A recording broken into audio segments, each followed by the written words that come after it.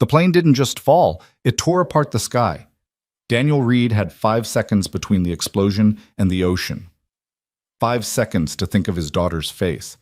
5 seconds to realize that every corporate hierarchy, every power structure, every carefully maintained boundary between employee and employer meant absolutely nothing when you were about to die. The Pacific swallowed them whole. When he surfaced, gasping, choking on salt water and jet fuel, the first thing he saw through the smoke and debris was her. Victoria Hale, CEO of Hale Industries, the woman who'd never once looked him in the eye during 3 years of employment, clinging to a piece of fuselage, blood streaming down her face, screaming his name like he was the only person left in the world. Because he was. If you want to know how a single father and the billionaire boss who never knew his name survived what came next, stay with me until the end. Drop a like and comment what city you're watching from. I want to see how far this story reaches. The water was on fire. Daniel's lungs burned as he kicked toward the surface, his body fighting against the weight of his soaked clothes and the undertow created by the sinking aircraft. His ears rang with a high-pitched whine that drowned out everything except his own heartbeat, a frantic, desperate rhythm that screamed one word over and over: Emma, Emma, Emma. His daughter's name. His reason for everything. His head broke the surface and he sucked in air that tasted like smoke and kerosene. Around him, the ocean burned with patches of fuel ignited by the explosion, creating islands of flame that danced on the swells.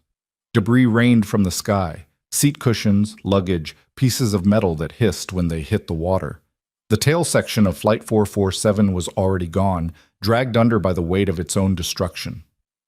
"Help!" The voice cut through the chaos, high and sharp with terror. "Somebody help me!" Daniel spun in the water, his training instructor's voice from that mandatory corporate safety seminar echoing in his head. In an emergency, secure your own oxygen mask before helping others.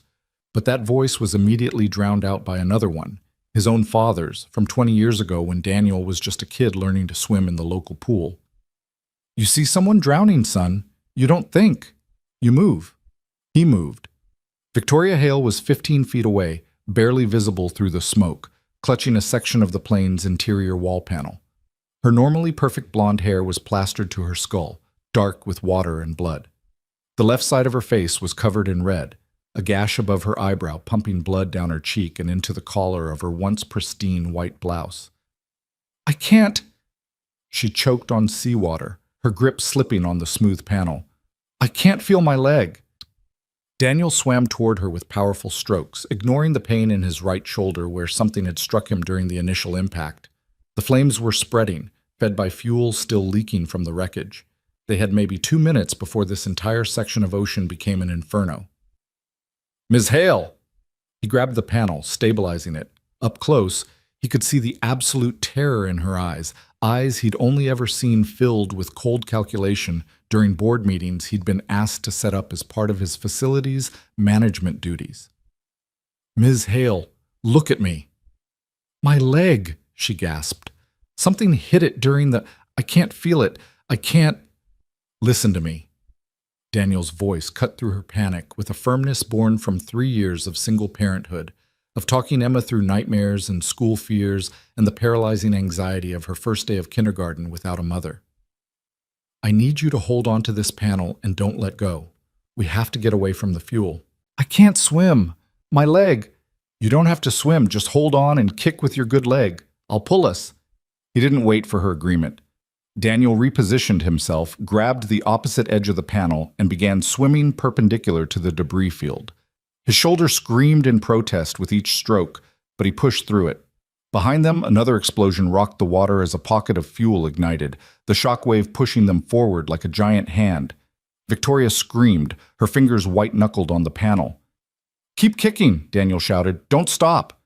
They swam, or rather, he swam while she clung to survival, for what felt like hours but was probably only minutes. The flames fell behind them, but the smoke still choked the sky, turning the afternoon sun into a dim red eye barely visible through the haze. Daniel's arms felt like lead, his lungs burning with each breath, but he didn't stop. Couldn't stop. "Emma needs you. Emma needs you. Emma needs you." When his feet finally touched sand, he almost wept with relief. Ground, he gasped. Miss Hale, there's ground. We made it to... He looked up and his words died in his throat. The island rose from the water like a sleeping giant, covered in dense jungle vegetation that climbed up volcanic rock to disappear into the clouds. A beach of white sand stretched in both directions, pristine and completely untouched by human development. No buildings, no boats, no signs of civilization at all. They were alive, and they were utterly, completely alone. Daniel dragged Victoria onto the beach, her injured leg leaving a trail of blood on the white sand. She was semi-conscious now, her earlier panic giving way to shock as her body began shutting down non-essential functions. He'd seen it before. The 1,000-yard stare, the trembling that had nothing to do with cold, the shallow breathing that came from a mind trying to protect itself from trauma too big to process. "Stay with me," he said, gently lowering her onto the sand above the tide line. "Miss Hale, I need you to stay with me." "Victoria," she whispered, her voice barely audible. "My name is Victoria." It was the first time in 3 years she'd ever offered him her first name. Daniel had been a ghost in her world, the facilities guy who fixed the air conditioning and replaced light bulbs and made sure the executive washrooms were always stocked with the specific brand of hand soap she preferred. He'd set up conference rooms, coordinated maintenance schedules, and once spent 4 hours finding a replacement for a specific type of orchid that had died in her office. She'd never thanked him, never even acknowledged his existence beyond an occasional nod if they passed in the hallway. Now she was bleeding out on a beach in the middle of nowhere, and he was the only thing standing between her and death. "Okay, Victoria," he said softly. "I'm going to look at your leg now. It's going to hurt, but I need to see how bad it is." She nodded weakly, her eyes already starting to glaze over. Daniel had no medical training beyond basic first aid from his community college days and whatever he'd picked up from 7 years of single parenthood, which mostly involved treating scraped knees and checking for fevers. But he knew enough to recognize that the gash on Victoria's left thigh was deep, probably down to the muscle, and bleeding too fast. Her pale skin had already taken on a grayish tint, her lips turning blue despite the tropical heat. He needed supplies, bandages, antiseptic, something to use as a tourniquet. He needed a hospital, a doctor, a goddamn miracle. What he had was a deserted beach and debris washing up from the wreckage. "Okay," Daniel said, more to himself than to Victoria. "Okay. Think. Just think." His shirt was already soaked with seawater and blood, but he tore off the bottom half anyway, ripping it into strips with shaking hands. The gash on Victoria's leg was maybe 6 inches long, jagged edges suggesting she'd been struck by something with force during the crash. He pressed the largest piece of fabric against the wound, applying pressure while his mind raced.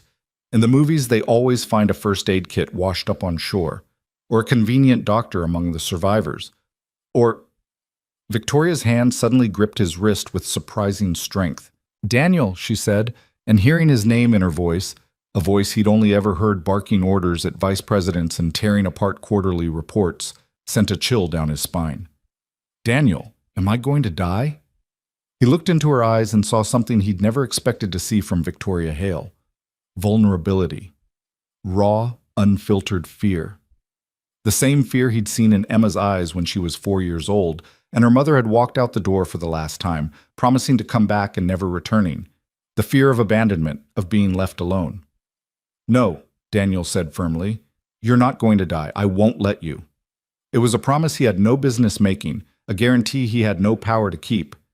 But he said it anyway, because that's what you did when someone was terrified. You gave them hope, even if you had none yourself. He elevated her leg, used another strip of shirt to tie off the wound above the gash, and kept pressure on the bleeding. The sun was already starting its descent toward the horizon. They had maybe 3 hours of daylight left. 3 hours to find fresh water, shelter, and some way to properly treat Victoria's injuries. 3 hours before darkness fell, and the island showed them what else it had been hiding. What? The first night was a lesson in helplessness. Daniel had managed to pull together a crude shelter using palm fronds and debris that had washed ashore, a twisted piece of metal that might have been part of the galley, several seat cushions that were waterlogged but still provided some padding, and a section of overhead compartment that created a partial roof. It was pathetic, barely keeping out the wind that had picked up as soon as the sun set, but it was better than nothing. Victoria drifted in and out of consciousness, her fever spiking as infection began to set in. Daniel had found a sealed bottle of water in a carry-on bag that had washed up on the beach, a small miracle, and used it to clean her wound as best he could before rebandaging it with strips torn from a spare shirt he'd recovered. But he could see the red streaks already beginning to spread from the gash, angry lines reaching up toward her hip. Blood poisoning, sepsis, death, if he couldn't find antibiotics or proper medical care. "Emma," Victoria whispered suddenly, making Daniel jump. Her eyes were open but unfocused, staring at something he couldn't see. "Is that your daughter's name, Emma?" Daniel froze. In 3 years of working at Hale Industries, he'd never once mentioned his daughter to his boss, had never brought his personal life into the sterile corporate world of quarterly earnings and strategic initiatives. How did she— "I heard you," Victoria continued, her voice slurred with fever. "At the gate before we boarded. You were on the phone with her, telling her you'd be back in time for her dance recital." The memory hit Daniel like a physical blow. Standing at gate 7, phone pressed to his ear, listening to Emma's excited chatter about her ballet class, while he tried not to show how much he hated these quarterly facilities manager conferences. 2 days away from his daughter felt like 2 years. He'd promised, that he'd be home by Friday night, that he wouldn't miss her first big performance. Friday night. That was supposed to be tomorrow. "Yeah," Daniel said quietly. "That's my Emma. She's 7. Almost 8. "You told her you loved her," Victoria whispered. 3 times. Before you hung up." Daniel's throat tightened. "She needs to hear it. Her mom left when she was 4, just walked out. I'm all she has." Victoria was quiet for a long moment, her breathing shallow and rapid. When she spoke again, her voice was so soft Daniel almost missed it. "I envy that, having someone who needs you like that. Someone who—" She coughed, a wet sound that made Daniel's chest tighten with worry. "I built an empire, a billion-dollar company, and there's no one waiting for me to come home." Before Daniel could respond, Victoria's eyes rolled back and she slumped against the seat cushion, unconscious again. Daniel sat in the darkness of their makeshift shelter, listening to the waves crash against the shore and the distant sounds of the jungle coming alive with nocturnal creatures. Somewhere out there, beyond the smoke and debris and endless ocean, Emma was waiting for him. Waiting for a father who might never come home. He'd made her a promise. And Daniel Reed didn't break promises to his daughter, which meant he couldn't let Victoria die, couldn't let himself die, couldn't give up, no matter how impossible survival seemed. "I'll get us out of this," he whispered to the darkness. "I don't know how, but I will." The island didn't answer. It just kept breathing in the night, ancient, patient, and utterly indifferent to the insignificant humans who'd washed up on its shore. Daniel woke to Victoria screaming. He bolted upright, his heart hammering, hands instinctively reaching for her in the pre-dawn darkness. She was thrashing in her makeshift bed, fighting against invisible demons, her injured leg twisting at an angle that made Daniel's stomach turn. "No, no, no, no! The water! I can't!" Her hands clawed at the air, eyes wide open, but seeing nothing. "Help me! Somebody help me!" "Victoria!" Daniel grabbed her shoulders, trying to keep her from hurting herself. "Victoria, you're safe. You're on the beach. You're okay. The plane's going down." She fought against his grip with surprising strength for someone half delirious with fever. "We're going down and I can't swim. I told you I can't. You're not in the water anymore." Daniel kept his voice calm, steady, the same tone he used when Emma woke from nightmares about her mother not coming back. "You're on land. You're safe. I've got you." Something in his voice must have penetrated the fever dream because Victoria's eyes suddenly focused on his face. She stared at him for a long moment, her breath coming in ragged gasps before the fight drained out of her body and she collapsed back against the seat cushion. "I'm sorry," she whispered. "I'm so sorry. I didn't mean to—" "Don't apologize." Daniel gently adjusted her position, checking the bandage on her leg. It was soaked through with blood and something else, a yellowish discharge that made his stomach turn. The infection was getting worse. "How do you feel?" like I'm burning alive from the inside out. She tried to smile, but it came out as more of a grimace. Also like I might throw up. Is that helpful? Actually, yeah, it means you're still coherent enough to be sarcastic. Daniel found the water bottle. They were down to about a quarter left, and helped her take a small sip. That's a good sign. Victoria's hand trembled as she held the bottle. In the growing dawn light, Daniel could see just how much the night had taken from her. Her skin had gone from gray to almost translucent, dark circles under her eyes, making her look like she'd aged 20 years overnight. The confident, powerful woman who'd terrorized boardrooms and demolished competitors was gone. In her place was someone fragile, human, and terrified. I need to find fresh water, Daniel said, and something to eat. Maybe some plants I can use to kit. You can't leave me here. The words came out sharper than Victoria probably intended, raw panic underneath the command. Please, don't leave me alone. Daniel understood. In her position, delirious with fever and pain, unable to walk, stranded on a beach with night creatures rustling in the jungle behind them, he wouldn't want to be alone either. I won't go far, he promised. Just up the beach a little way. I'll stay where you can see me the whole time, okay? Victoria nodded, but her hand shot out and grabbed his wrist when he started to stand. Daniel. She held his gaze, and for the first time since the crash, he saw the real person underneath the CEO mask. Thank you for pulling me out of the water, for staying. You could have, her voice cracked. You didn't have to save me. Yeah, Daniel said softly. I did.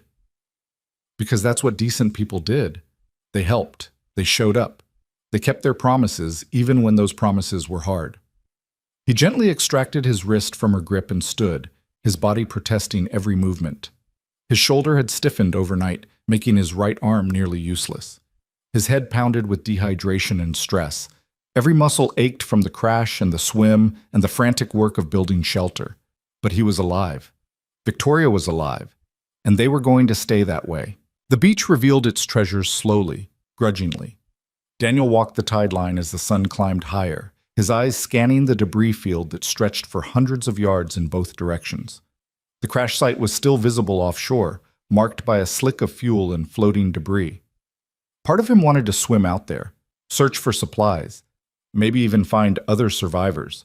But the rational part of his brain, the part that had kept Emma safe for 7 years on a facilities manager's salary and pure stubbornness, knew that was suicide. The currents were strong, sharks were probably already circling the wreckage, and he was in no condition to attempt a long-distance swim. So he walked the beach and took what the ocean offered. A rolling carry-on suitcase, battered but intact.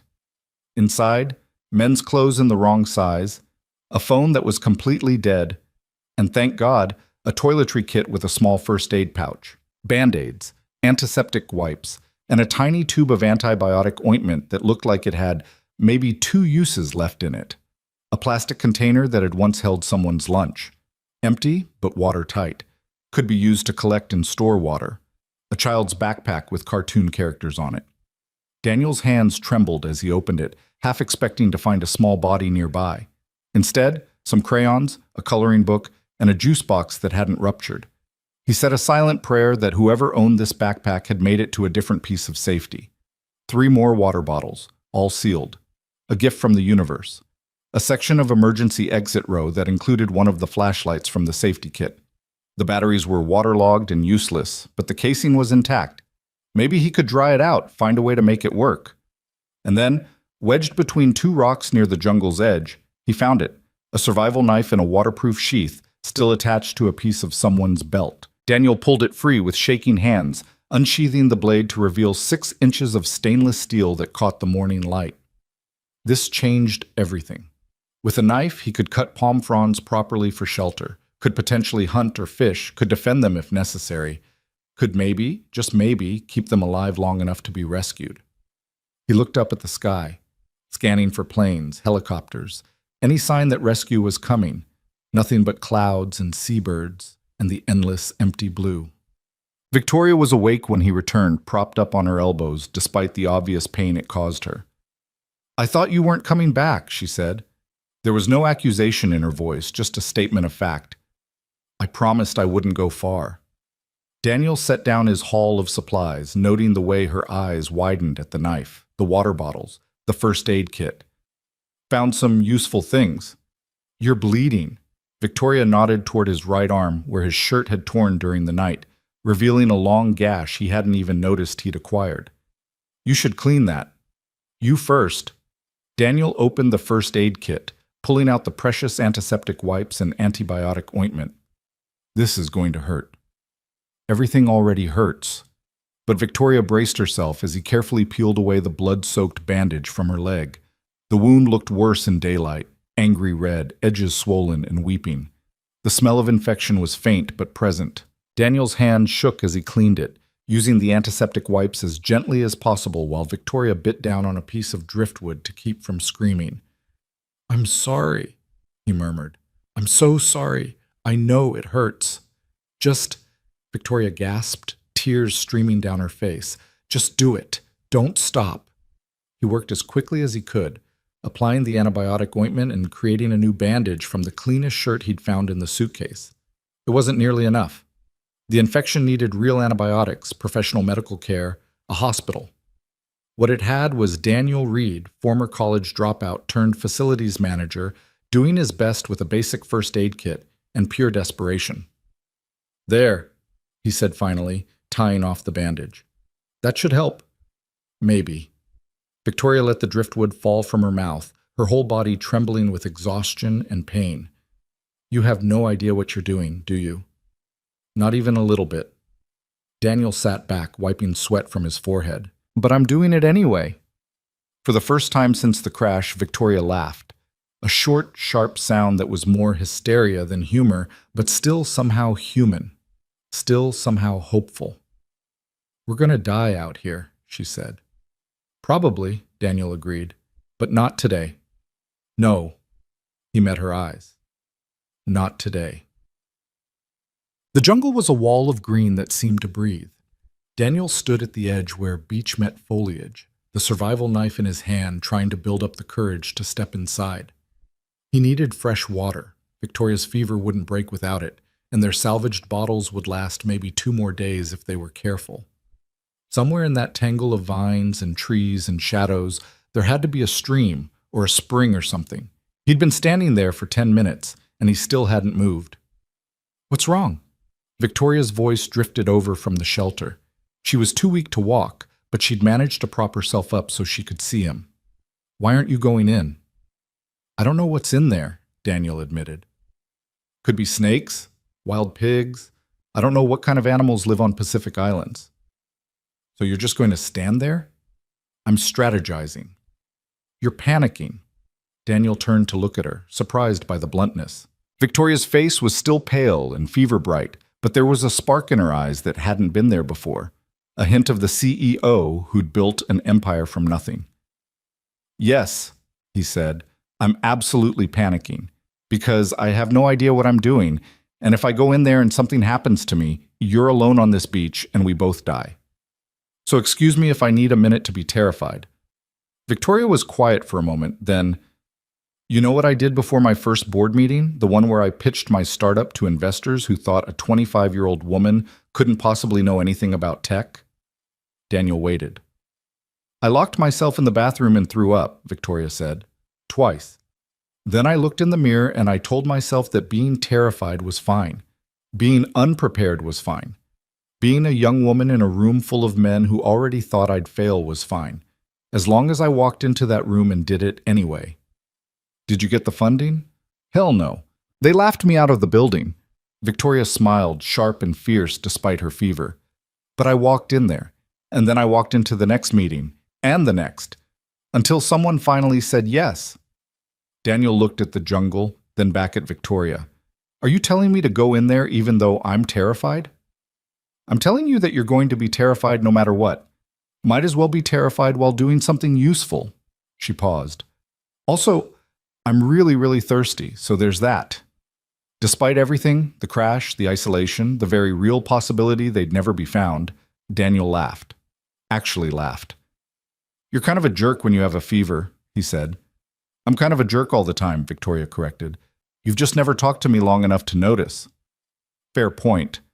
Daniel took a breath, tightened his grip on the knife, and stepped into the jungle. The temperature dropped immediately. the dense canopy blocking out the sun and creating a twilight world of green shadows. The air was thick with humidity and the smell of rotting vegetation, alive with the buzz of insects and the rustle of unseen creatures in the undergrowth. Every step required pushing through vines and ferns, his free hand checking the ground ahead for snakes or scorpions or God knew what else. He'd walked maybe 50 yards when he heard it, the faint sound of running water. Daniel's heart leaped. He pushed forward, following the sound, and nearly cried with relief when he broke through a wall of ferns and found a small stream cutting through the volcanic rock. The water was clear, running over smooth stones, probably fed by rainfall higher up the mountain. He knelt, cupped his hands, and drank. The water was cool and tasted faintly of minerals, but was otherwise clean. He drank until his stomach ached, then filled every container he'd brought, the plastic lunchbox, a water bottle, even his cupped hands to splash on his face and neck. They had water. Fresh, drinkable water. They had a chance. Daniel had been gone for 30 minutes when Victoria heard the screaming. It started as a high-pitched shriek from somewhere deep in the jungle, followed by crashing sounds like something large moving through the undergrowth. Then Daniel's voice, shouting words she couldn't make out, and more crashing, and silence. Victoria tried to stand, her injured leg buckling immediately and sending her sprawling onto the sand. Pain exploded through her thigh, white-hot and nauseating, but she barely noticed. All she could think about was that silence stretching on, and the fact that Daniel Reed was somewhere in that jungle and she'd sent him there with her tough love speech. And what if he was hurt? What if he was dead? What if she'd just condemned the only person who'd tried to save her to... Sorry about that. Daniel emerged from the tree line, limping but alive, carrying containers of water and wearing an expression somewhere between sheepish and triumphant. Ran into a wild pig. Well, more like it ran into me. Didn't expect them to be so aggressive. Victoria realized she was crying. Not fever tears, not pain tears, but actual relief tears that she immediately tried to wipe away before he could see them. Too late. Hey! Daniel set down the water containers and hurried over, kneeling in the sand beside her. Hey, what's wrong? Are you okay? I thought... Victoria's voice cracked. I heard screaming, and I thought something had killed you, and I couldn't even stand up. I couldn't even get to you. I just... Victoria. Daniel's hands were gentle on her shoulders. I'm okay. See? I'm right here. I'm fine. You can't die, she said, and she sounded completely unhinged even to her own ears. You have a daughter who needs you, and I don't know how to survive out here, and if you die, then I die, and... I'm not going to die.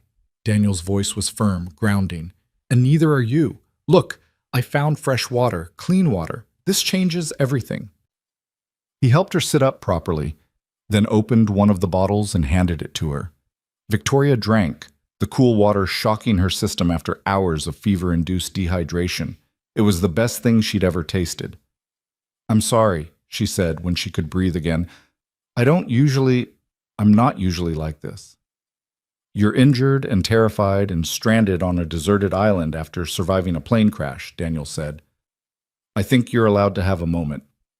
I don't do moments. Victoria tried for her usual ice-cold CEO tone, but it came out shaky and small. Moments are for people who can't handle pressure. Victoria. Daniel sat back on his heels, studying her with those steady brown eyes that had probably comforted his daughter through 1,000 childhood crises. Can I tell you something? She nodded. Being strong doesn't mean never being scared. It means being scared and doing it anyway. He smiled, a small quirk of his lips. A very smart person just told me that. Despite everything, Victoria felt herself smile back. They sat there on the beach as the sun climbed higher. Two people from completely different worlds, united by the simple fact that they'd survived something unsurvivable. And maybe, just maybe, they'd survive what came next, too. The afternoon brought their first real conversation. Daniel had spent the morning reinforcing their shelter with fresher palm fronds and creating a better rainwater collection system using a piece of aluminum from the wreckage. Victoria watched from her position in the shade, her fever finally starting to break thanks to the fresh water and the antibiotic ointment starting to work on her infection. Can I ask you something? Daniel said as he worked. And you can tell me it's none of my business. That's usually how conversations work, Victoria said. You ask, I decide if I want to answer. Fair enough. Daniel tied off a palm frond, securing their makeshift roof. In 3 years of working at Hale Industries, you never once spoke to me directly. Not once. I know I was just the facilities guy, but why? Victoria was quiet for so long Daniel thought she wasn't going to answer. Then, because speaking to you would have made you real. Daniel stopped working, turning to look at her. The company was everything, Victoria continued, her voice careful, measured. Every decision, every interaction, every minute of every day was about building something bigger. And if I let myself see the people, really see them, acknowledge them as humans with families and lives and problems, then every layoff would hurt. Every budget cut would be personal. Every hard choice would be impossible. So you just didn't see us, Daniel said slowly. I saw numbers, efficiency metrics, cost-benefit analyses. Victoria looked away toward the ocean. I saw what I needed to see to make the company successful. And it worked. We grew. We thrived. We became one of the most profitable firms in the industry. And you were alone, Daniel said quietly. And I was alone, Victoria agreed. Daniel went back to working on the shelter, processing this. He'd always assumed his invisibility in the corporate world was because he was a nobody, just another employee, easily replaced, not worth noticing. It had never occurred to him that Victoria's blindness might have been intentional, a survival mechanism of its own kind. For what it's worth, he said after a while, I get it. Single parents do the same thing sometimes. You can't think about every missed soccer game or school event or moment you should have been there for, or you'll break down. You just focus on the next task, the next bill, the next day. Is that what you do? Used to. Daniel secured another section of roofing, but then Emma started asking why I looked sad in all her school photos. She was 6 years old, and she noticed that I was just going through the motions, so I decided to stop surviving and start actually living. How? Victoria's question was genuine, curious. How do you do both? How do you work and provide and still be present? Honestly, I don't know if I've figured it out yet. Daniel climbed down from the shelter frame, wiping sweat from his forehead. But I try. I say yes to the moments that matter. I say no to extra shifts when there's a recital or a parent-teacher conference. I prioritize differently than I did before. And the company just accepts that? Daniel laughed, but there was no humor in it. The company doesn't notice. I'm the facilities guy, remember? As long as the lights stay on and the toilets flush, nobody cares about my schedule. Victoria winced. I'm sorry. For what? For not noticing, for not seeing you, for building a company culture where people like you could work for years and still be invisible. She met his eyes. You saved my life, Daniel. And until 3 days ago, I didn't even know your name. You knew my name, Daniel said. It's on my badge, my emails, my work orders. I knew the name. I didn't know the person. Victoria shifted position, wincing as the movement pulled at her injured leg. There's a difference. Daniel didn't argue because she was right, and maybe, in the same way, he hadn't really known her either. He'd known Victoria Hale, the CEO, the icy, untouchable executive who commanded million-dollar deals and destroyed competitors without mercy. But he hadn't known Victoria the person, the woman who panicked when left alone, who threw up before important meetings, who'd built walls so high around herself that she'd ended up completely isolated even while surrounded by thousands of employees. Well, Daniel said, offering her a small smile, I guess we're getting to know each other now. Stranded on a deserted island, Victoria said, this is definitely not how I imagined team-building exercises would go. Daniel laughed, actually laughed, and was surprised when Victoria joined in. It was absurd, all of it. The situation, their circumstances, the fact that they were joking while stranded in the middle of nowhere with diminishing chances of rescue. But maybe that absurdity was the only thing keeping them sane. Night fell like a curtain. Daniel had managed to start a small fire using dried coconut husks and the spark from his waterproof lighter that had survived in his pocket. Another small miracle. The flames pushed back the darkness and provided some small comfort against the sounds of the jungle coming alive around them.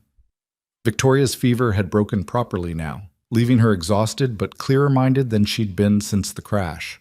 She sat propped against a seat cushion, wrapped in an airplane blanket Daniel had found, staring into the flames. "Tell me about Emma," she said suddenly. Daniel looked up from where he was attempting to sharpen a piece of bamboo into a fishing spear. "What do you want to know?" "Everything. What she's like, what makes her laugh, how you became a single dad." Victoria paused. "If you want to talk about it, that is." Daniel was quiet for a moment, the memories flooding back. Then he started talking.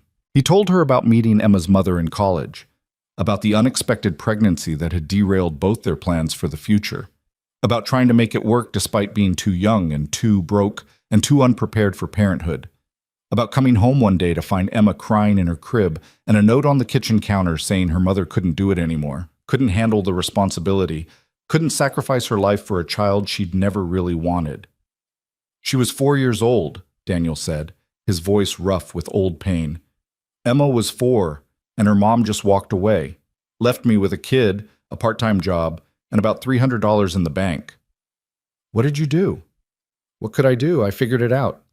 Daniel kept working on the spear, the repetitive motion soothing.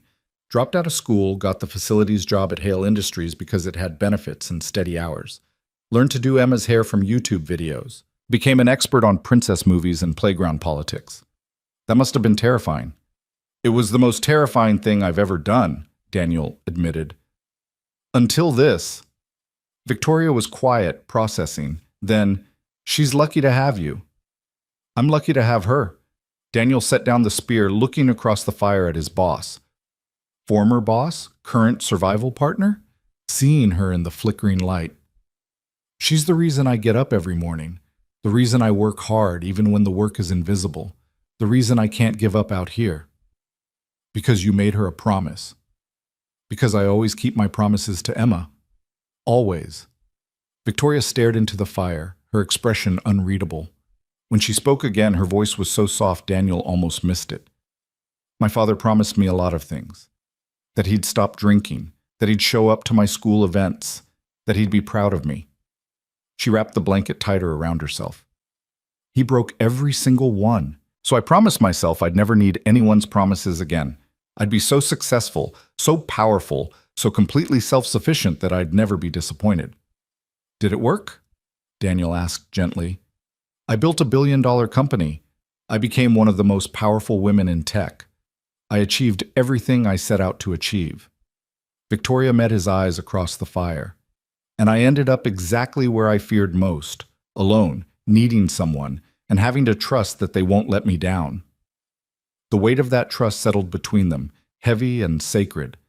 Daniel felt it in his chest, the responsibility of being the person Victoria Hale was relying on to keep her alive, to keep his promise that she wouldn't die out here.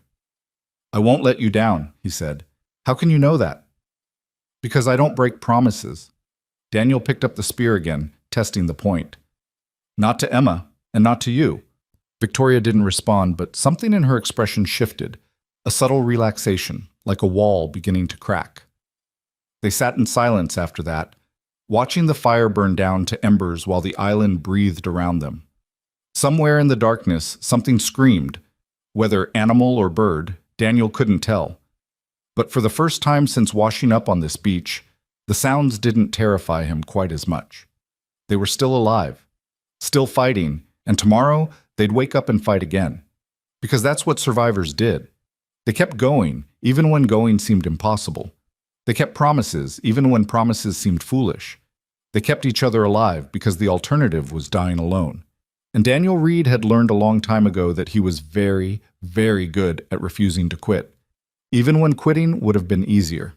Especially then. The signal fire was Victoria's idea. Day 4 dawned with clear skies, the first since the crash, and Victoria had insisted, despite her weakened state, that they needed to create a visible rescue signal. Daniel had spent the morning gathering dried wood and palm fronds, building a massive pile on the highest point of beach they could access without Victoria having to move too far. "If a plane flies over, they'll see the smoke," Victoria explained, her strategic mind kicking in even while fever weak. Commercial flights from Asia to South America pass over this region. We just need to be visible. And if no planes come? Then we build it bigger tomorrow. Daniel had to admire her refusal to accept defeat. Even half delirious with infection, Victoria Hale was still thinking 3 steps ahead, still planning for success. They lit the signal fire at midday when the sun was highest and the smoke would be most visible against the sky. Daniel used their precious lighter fluid sparingly, saving most of it for the cooking fire in emergency situations. The pile caught quickly, dried palm fronds crackling and sending up a thick column of white smoke that rose straight up in the calm air. "There," Victoria said with satisfaction, leaning heavily on the walking stick Daniel had carved for her. "Now we wait."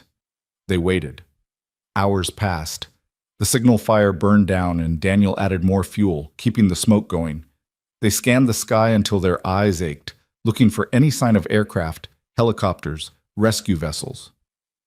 Nothing. As the sun began to set, painting the sky in shades of orange and purple, Daniel felt Victoria's shoulders slump beside him. "They're not coming," she said quietly. "Are they?" "Not today," Daniel agreed, "but tomorrow. Tomorrow we'll light another fire and wait again." Victoria's voice was flat, defeated. "And the day after that, and the day after that, until we run out of fuel or hope, or both."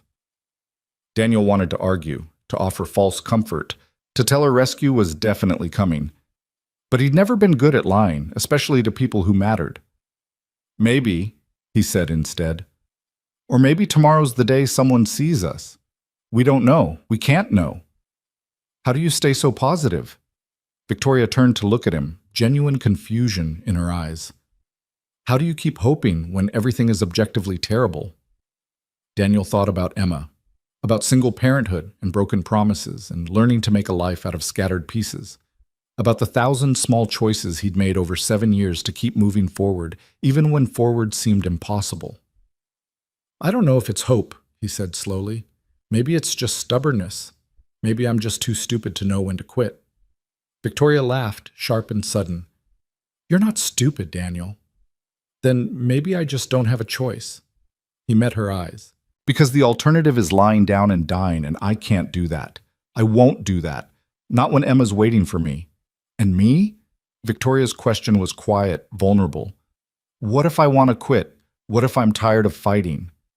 Daniel turned to face her fully, this woman who'd built an empire on sheer willpower and was now coming apart at the seams because willpower couldn't fight infection or isolation or the crushing weight of helplessness. "Then I'll carry you," he said simply, "until you can fight again." Victoria's eyes filled with tears, the first he'd seen her cry since the crash. Not pain tears or fever tears, but something deeper, something that came from a place that had been locked away for so long she'd probably forgotten it existed. "No one's ever," her voice broke, "no one's ever offered to carry me before." "Then they didn't deserve you," Daniel said, and he meant it. That night, Victoria told him about the empire. They sat by the cooking fire, smaller than the signal fire, carefully maintained to conserve fuel, while Daniel attempted to cook some of the fish he'd managed to spear earlier. The flesh was charring more than cooking, his survival skills clearly not including wilderness cuisine, but it was protein and they needed it. "I was 23 when I started the company," Victoria said, accepting a piece of questionably cooked fish with only a small grimace. "Fresh out of Stanford with a computer science degree and an idea for cloud-based collaboration software." "That's how Hale Industries started?" Daniel asked. "Collaboration software?" "Started and ended there. Everything else we acquired or developed came back to that core principle: connecting people, making communication seamless, breaking down barriers between teams." Victoria picked at the fish, not really eating. "The irony isn't lost on me that I built a company designed to bring people together while isolating myself completely." "Why did you?" "Why did I what?" "Isolate yourself." Daniel set down his own portion, giving her his full attention. "You clearly understand the value of human connection. You built a whole company around it, so why shut yourself off?" Victoria was quiet for a long time, staring into the flames. When she finally spoke, her voice was barely above a whisper. "My father drank himself to death when I was 19. Liver failure, completely preventable, absolutely his own choice. She wrapped her arms around herself despite the tropical heat. I was in my sophomore year at Stanford. He called me drunk at 2 in the morning, told me he was proud of me. First time he'd ever said it. Last time, too. He was dead 3 weeks later. I'm sorry, Daniel said, meaning it. I flew home for the funeral. Stood in a church full of people who'd enabled his drinking, listened to them talk about what a great guy he was, what a tragedy it was. Victoria's voice hardened, and I decided right then that I'd never let anyone have that kind of power over me. Never let myself need someone so much that losing them could destroy me. So you built walls. I built an empire. Victoria looked at him, eyes bright with unshed tears. Same thing, really. Both keep people at a distance. Both protect you from getting hurt. Daniel understood. He'd built his own walls after Emma's mother left. Smaller, different, but walls nonetheless. The decision to keep his personal life completely separate from work. The refusal to date or even consider a relationship because it meant potential vulnerability, potential abandonment, potential pain for Emma if it didn't work out. Safety through isolation. Protection through emotional distance. It was a survival strategy he recognized intimately. You know what Emma asked me last month? Daniel said softly. She asked me if I was lonely. What did you tell her? I lied. I told her I was fine. Daniel poked at the fire with a stick, watching the sparks drift up into the night. But the truth is, I'm so lonely sometimes it physically hurts. I have exactly one friend, my neighbor Mrs. Chen, who watches Emma when I work late. I haven't been on a date in 7 years. I spend my days fixing things for people who don't see me, and my nights helping with homework and making dinner and being a parent, which is wonderful but also completely exhausting. So why do it? Victoria asked. Why not? I don't know. Try, date, make friends, let people in? Because letting people in means they can leave, Daniel said simply. And I can't do that to Emma again. Can't risk bringing someone into our lives who might walk away and break her heart. So I stay lonely, stay isolated, stay safe. That's not living, Daniel. That's just surviving, says the woman who built an empire specifically to avoid human connection. Victoria flinched, but there was no anger in it, just recognition. We're a mess, aren't we? She said finally. Completely, Daniel agreed. But we're alive, and we're here, and maybe... He hesitated, then pushed forward. Maybe being stranded together is forcing us to do the thing we're both terrible at. What's that? Letting someone in, trusting someone, being vulnerable. Daniel met her eyes across the fire. I've told you more in 4 days than I've told anyone in years, and I think you've done the same.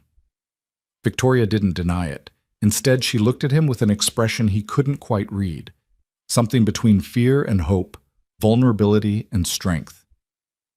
What if we die out here, Daniel? What if all this honesty and vulnerability and connection doesn't matter because no one ever finds us? Then at least we didn't die alone, Daniel said. At least we died as people who saw each other, really saw each other.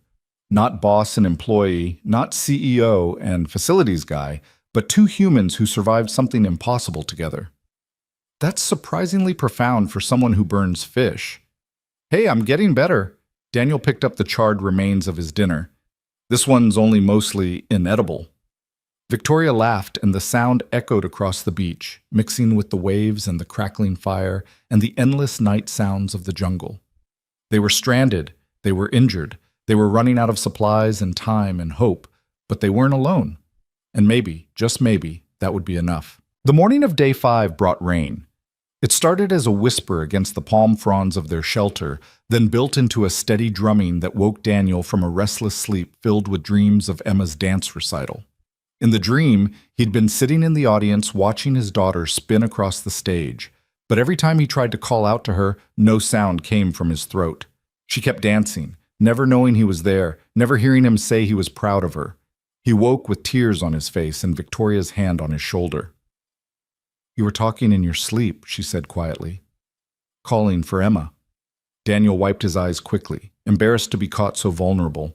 But Victoria's expression held no judgment, only understanding.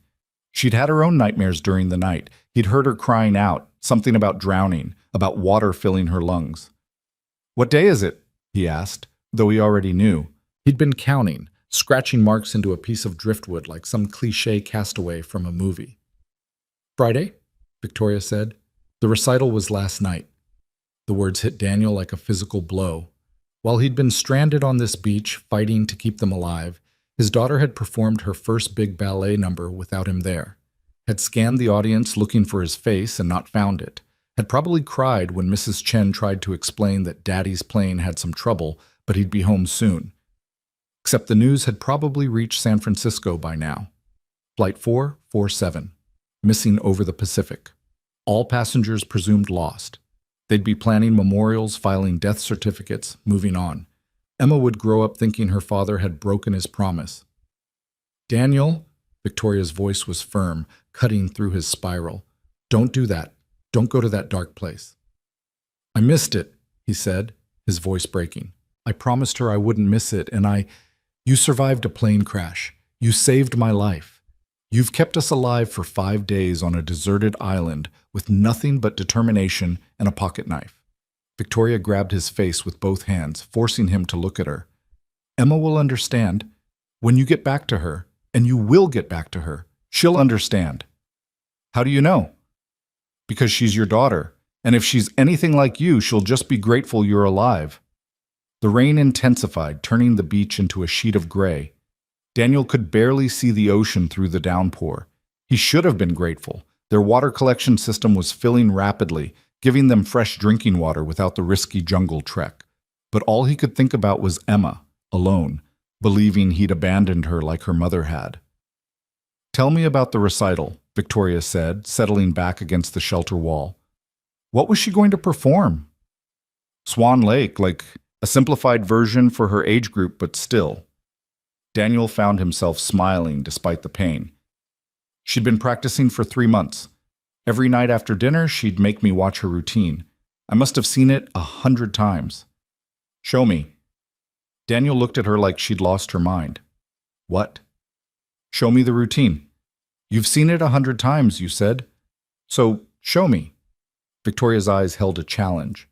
"Or are you too cool to dance in the rain?" "I'm a 34-year-old facilities manager with an injured shoulder, stranded on a beach. Cool left the building about 5 days ago." "Then dance." It was absurd. It was ridiculous. It was possibly the stupidest thing he could do while trying to survive on a deserted island. Daniel stood up and started moving through Emma's ballet routine. He didn't have her grace or precision. His version was clumsy, hampered by injuries and exhaustion, and the fact that he was doing a 7-year-old's ballet choreography in the pouring rain while his boss watched. But he moved through the steps he'd memorized from watching Emma practice. The opening pose, the series of small jumps she'd struggled with for weeks, the spin that always made her dizzy, the final curtsy that she'd perfected just last week. When he finished, breathing hard and soaked through, Victoria was crying. "That was beautiful," she said. That was embarrassing." "No." Victoria shook her head firmly. "That was love. That was a father who cares so much about his daughter that he memorized her routine even though he never expected to perform it himself. That's what Emma will remember, Daniel. Not that you missed one recital, but that you cared enough to learn every step." Daniel sank back down beside her, suddenly exhausted. The rain continued its assault on their shelter, but inside their small protected space, something had shifted. The performance had been cathartic, releasing some of the guilt and pain he'd been carrying. "Thank you," he said quietly. "For what?" "For making me dance in the rain like an idiot." Victoria smiled, and it transformed her face.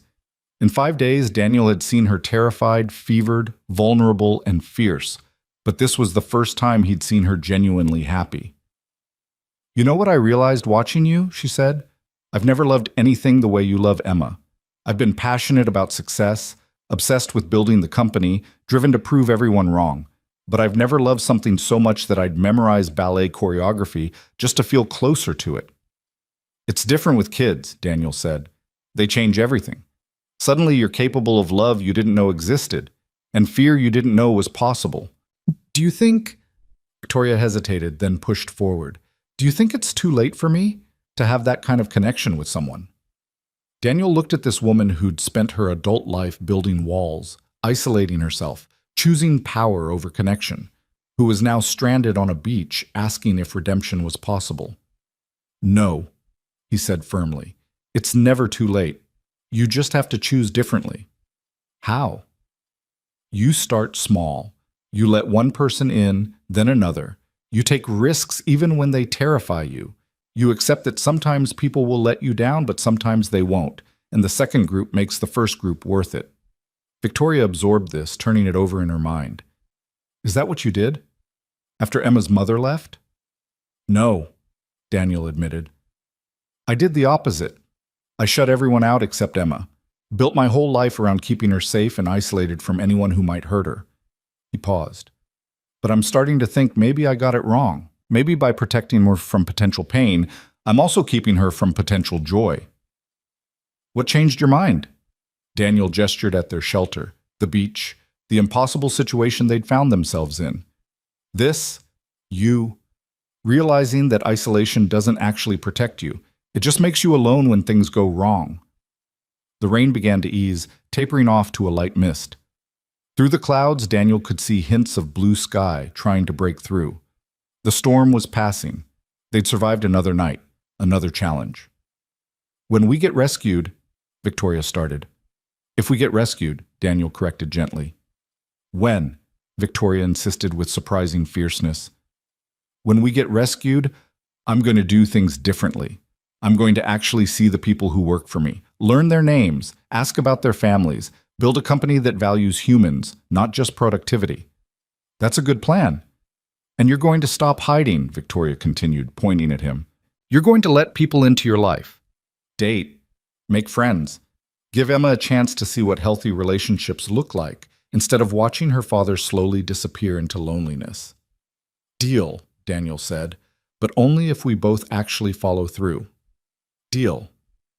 They shook on it, their hands clasping firmly despite the absurdity of making life-changing promises while stranded on a deserted island. But maybe that was exactly when such promises mattered most, when everything else had been stripped away, and all that remained was honest acknowledgement of the things they'd gotten wrong. The sun broke through the clouds, painting the beach in golden light. Daniel stood and walked to the edge of their shelter, scanning the horizon out of habit more than hope, and froze. "Victoria," he said, his voice strange and tight. "Victoria, there's a ship." She struggled to stand, grabbing her walking stick and limping over to where he stood. Together they stared at the tiny dot on the horizon, barely visible against the glare of sunlight on water. "Are you sure?" Victoria whispered, afraid to hope. "I'm sure." Daniel's heart was pounding so hard he could barely breathe. "We need to signal them, now." They moved as fast as Victoria's injured leg would allow, Daniel helping her across the beach to where their signal fire waited. His hand shook as he grabbed the lighter, praying it would still work after the rain. Once, twice, 3 times he tried before the spark caught and the dried palm fronds began to smoke. "More fuel," Victoria urged, pointing to their carefully gathered pile. "Make it bigger." Daniel threw everything they had onto the fire. Palm fronds, pieces of airplane seats, anything that would burn and create thick black smoke. The column rose into the clear post-storm sky, a pillar of desperate hope reaching toward the heavens. The ship didn't change course. "Come on," Daniel muttered, watching the distant vessel. "Come on, look this way. Please." They stood there for what felt like hours, but was probably only 20 minutes, watching the ship maintain its steady path across the horizon. The smoke billowed up, impossible to miss, but the ship just kept going. "They're not stopping," Victoria said, her voice hollow. "They don't see us." "They have to see us. That smoke is—" Daniel's voice cracked. "They have to." But the ship continued on its course, growing smaller against the horizon. Within 30 minutes, it had disappeared completely, leaving nothing but empty ocean and the crushing weight of hope deferred. Daniel sank to his knees in the sand, still staring at the spot where the ship had been. They'd been so close, so impossibly close to rescue, to going home, to seeing Emma again. And the ship had sailed right past them like they didn't exist. "Daniel!" Victoria's hand was on his shoulder, her own voice thick with tears. "Daniel, we'll try again. The next ship that comes by—" "What if there isn't a next ship?" The words burst out of him, raw and broken. What if that was our only chance and we missed it? What if we die out here and Emma grows up thinking I chose to leave her? You didn't choose anything, Victoria said firmly, lowering herself to the sand beside him despite the obvious pain it caused her leg. This isn't your fault. The crash wasn't your fault. Missing the recital wasn't your fault. And if that ship didn't see us, that's not your fault either. It doesn't matter whose fault it is. Emma's still going to grow up without a father. No. Victoria grabbed his face, forcing him to look at her the same way she'd done that morning. You don't get to give up. You promised me you wouldn't, remember? You said you'd carry me until I could fight again. Well, now I'm carrying you, and I'm telling you, we're not done. Not yet. Daniel looked into her eyes and saw reflected there the same desperate determination he'd seen in his own mirror every morning for the past 7 years. The refusal to accept defeat even when defeat seemed inevitable. The stubborn insistence on hope even when hope was foolish. Okay, he whispered. Okay. They sat together on the beach, watching their signal fire burn down to nothing, and made a silent pact to keep fighting. Because what else could they do? Giving up meant dying, and they weren't ready for that. Not yet. The afternoon brought a gift wrapped in tragedy. Daniel was walking the beach, checking the tide line for useful debris, when he found the life raft.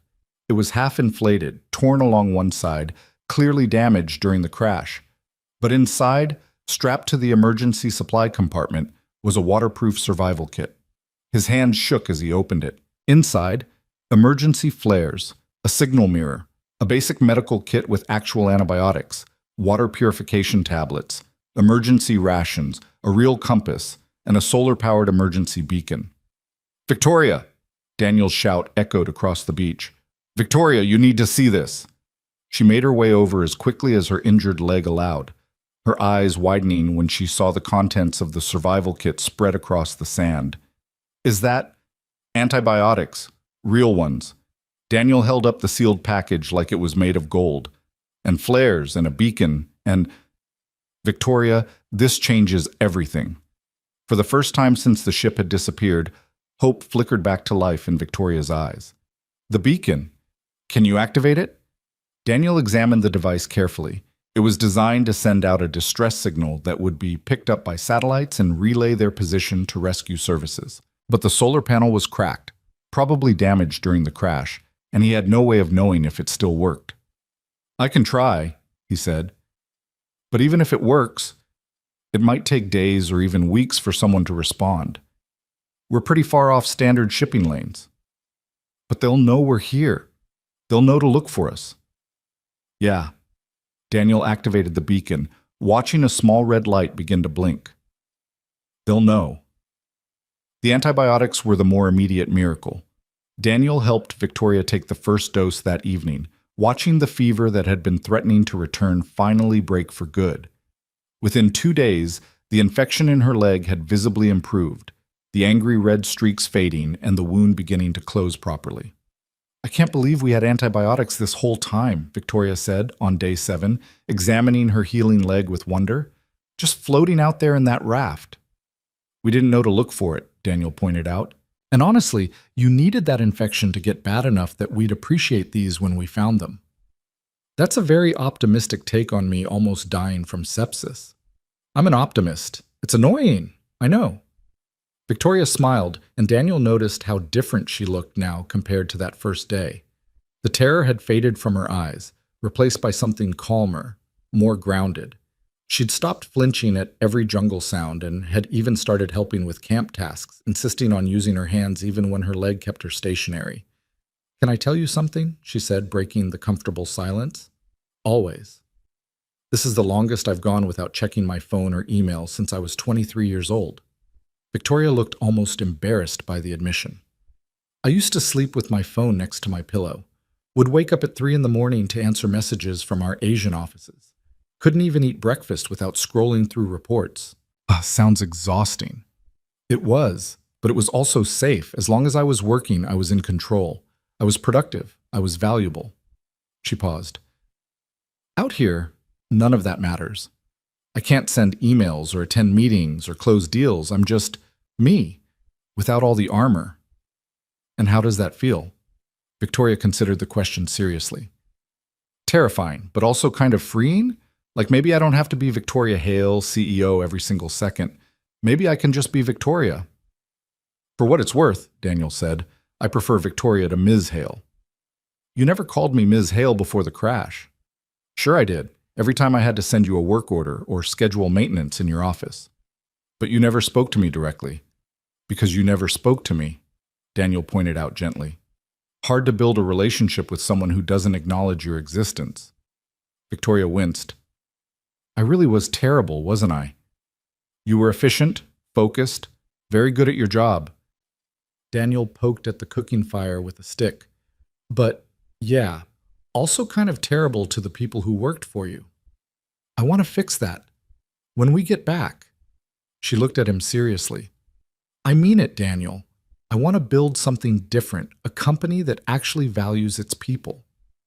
That's going to be hard. Shareholders care about profits, not employee satisfaction. Then I'll find shareholders who care about both, or go private, or, I don't know, I'll figure it out. Victoria's voice took on the steel Daniel recognized from her CEO persona. But I'm not going back to the way things were. This island taught me too much. What did it teach you? Victoria was quiet for a long moment, watching the sun set over the ocean in a spectacular display of orange and purple. When she spoke, her voice was soft, but certain. It taught me that power is an illusion, that money can't buy survival, that the person I treated as invisible was the one who saved my life when everything else fell apart. She turned to look at him. It taught me that I've been living wrong, Daniel. Building the wrong things, chasing the wrong goals, hurting the wrong people in pursuit of success that left me completely alone. You weren't alone. You had employees, board members, investors. I had people who wanted things from me. That's not the same as having people who care about you. Victoria wiped at her eyes, frustrated by the tears that kept appearing. You know what the saddest part is? When that plane was going down, I realized there wasn't a single person on earth who would truly mourn me. My company would replace me within a week. The board would issue a statement. Stock might dip temporarily, but no one would cry the way Emma will cry if you don't make it home. Daniel's chest tightened at the thought of his daughter grieving, but he pushed past it to focus on Victoria's pain. That's not true, he said. I'd mourn you. Victoria laughed bitterly. You've known me for a week, and most of that week I've been either unconscious or complaining. I've known you for 3 years, Daniel corrected. I just didn't know I was allowed to see you as human until now. But I see you, Victoria. And if something happened to you, I'd mourn. Not the CEO. You. The person who throws up before big meetings but does them anyway. Who built an empire from nothing. Who's scared of being alone but too proud to admit it. Who dances in the rain when I need her to, even though her leg is injured and it must hurt like hell. I didn't dance. You danced. You made me dance. Which is basically the same thing. Victoria smiled despite her tears. You're very annoying when you're being kind. It's one of my best qualities. They lapsed into silence, but it was comfortable now, easy. The kind of silence you could only share with someone who'd seen you at your absolute worst and decided you were worth keeping around anyway. Day 8 brought another storm, this one more violent than the first. The wind tore at their shelter, ripping away palm fronds and threatening to collapse the whole structure. Rain came down in sheets so thick Daniel couldn't see more than a few feet in any direction. Thunder cracked overhead like the sky was splitting open, and lightning turned the beach into a strobe-lit nightmare. We need to move, Daniel shouted over the wind. This shelter won't hold. Move where? Victoria shouted back, clutching her walking stick as another gust nearly knocked her over. Daniel looked around frantically, searching for options. The jungle was too dangerous in a storm. Falling branches, flooding, God knew what else. But staying on the exposed beach meant risking the full force of the storm. Then he saw it, a small outcropping of volcanic rock about 50 yards up the beach, creating a natural overhang that might provide some protection. There! He pointed, already moving to help Victoria. Can you make it? Do I have a choice? They struggled across the beach, fighting against wind that tried to push them backward with every step.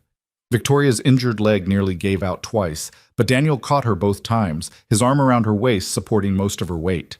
Rain lashed their faces. Lightning illuminated their desperate journey in brief flashes of white light. They made it to the rock outcropping just as a particularly violent gust tore their shelter completely apart, sending debris flying across the beach. Daniel pulled Victoria under the overhang, both of them collapsing against the stone wall, gasping and shaking. "Are you okay?" he asked, checking her over for injuries. "Define okay," Victoria managed between breaths. "My leg is screaming, I'm soaked through, and I'm pretty sure I just watched our entire camp blow away. But I'm alive, so there's that." Daniel couldn't help it. He laughed. The situation was so absurd, so completely terrible, that laughter was the only appropriate response. Victoria joined in, and soon they were both laughing like maniacs while the storm raged around them. "We're going to die out here," Victoria said when the laughter finally subsided. "Probably," Daniel agreed, "but not today."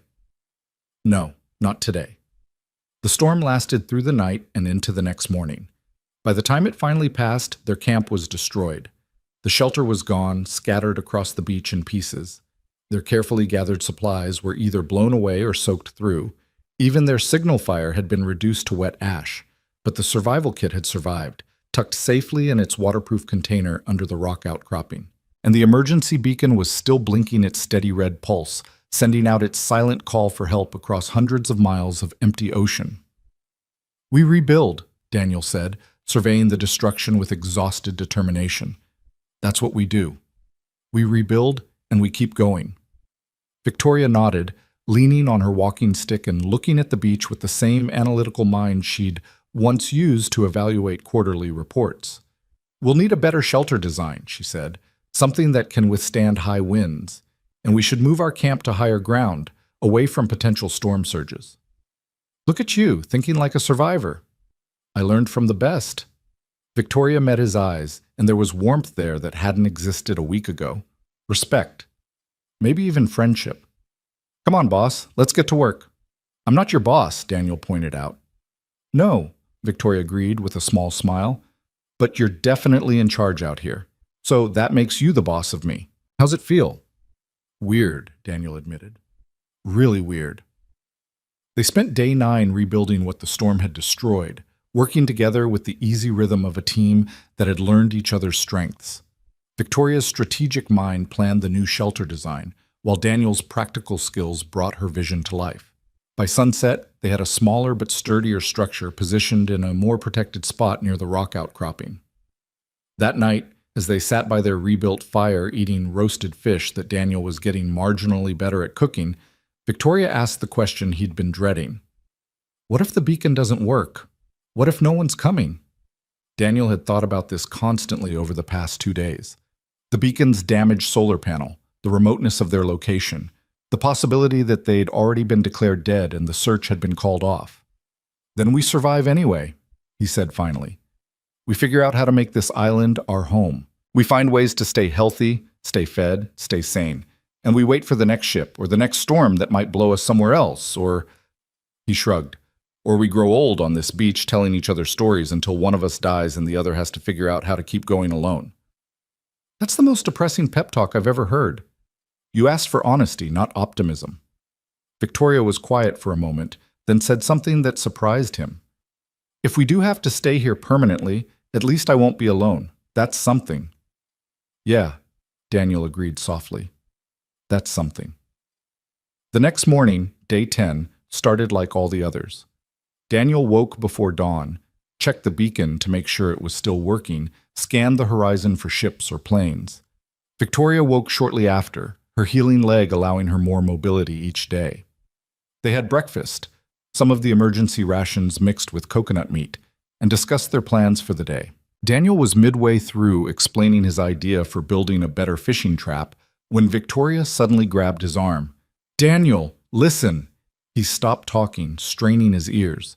At first, he heard nothing but the usual sounds: waves, birds, wind through palm fronds.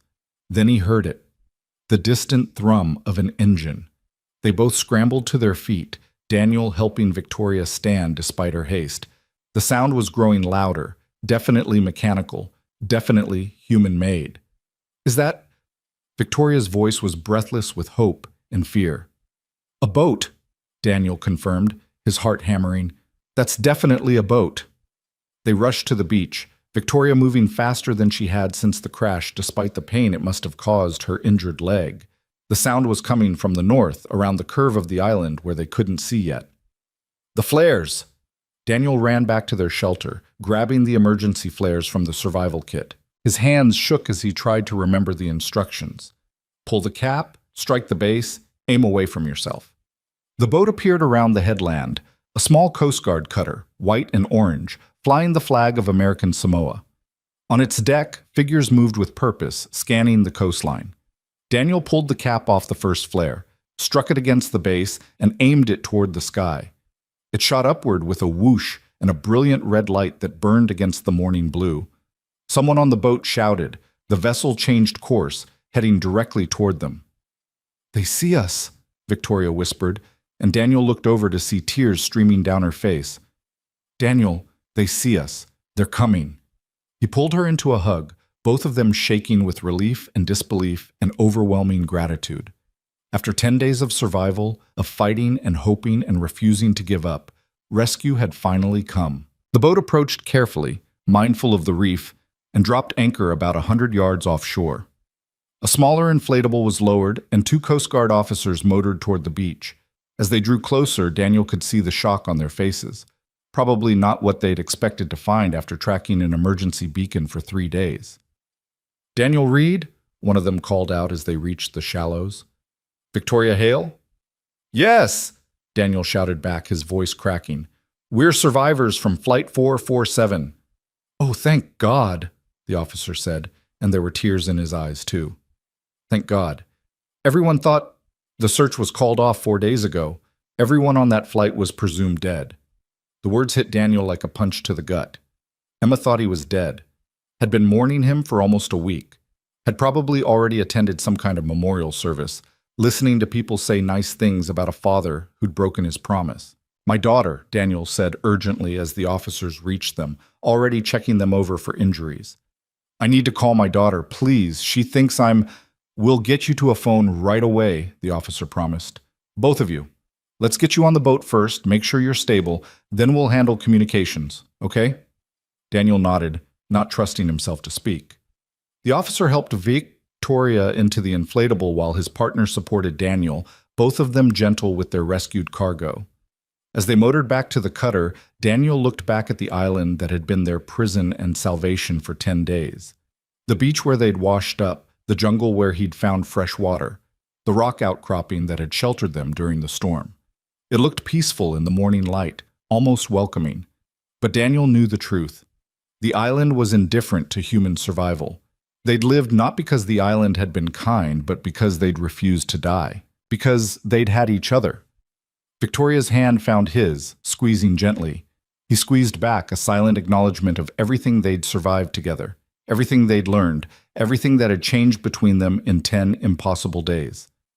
The Coast Guard medic was waiting on the cutter's deck, already preparing IV fluids and checking supplies.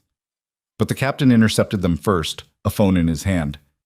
"Mr. Reed," he said gently, "before we do medical eval, I thought you might want this." The satellite phone felt impossibly heavy in Daniel's hand. His fingers trembled as he dialed the number he knew by heart, the number he'd called every single day for the past 7 years. It rang once, twice. "Hello," Mrs. Chen's voice, thick with grief. "Mrs. Chen, it's Daniel. I'm alive. Can you put Emma on?" A sharp intake of breath, then shouting in the background, movement, and finally, "Daddy?" Emma's voice broke something in Daniel's chest.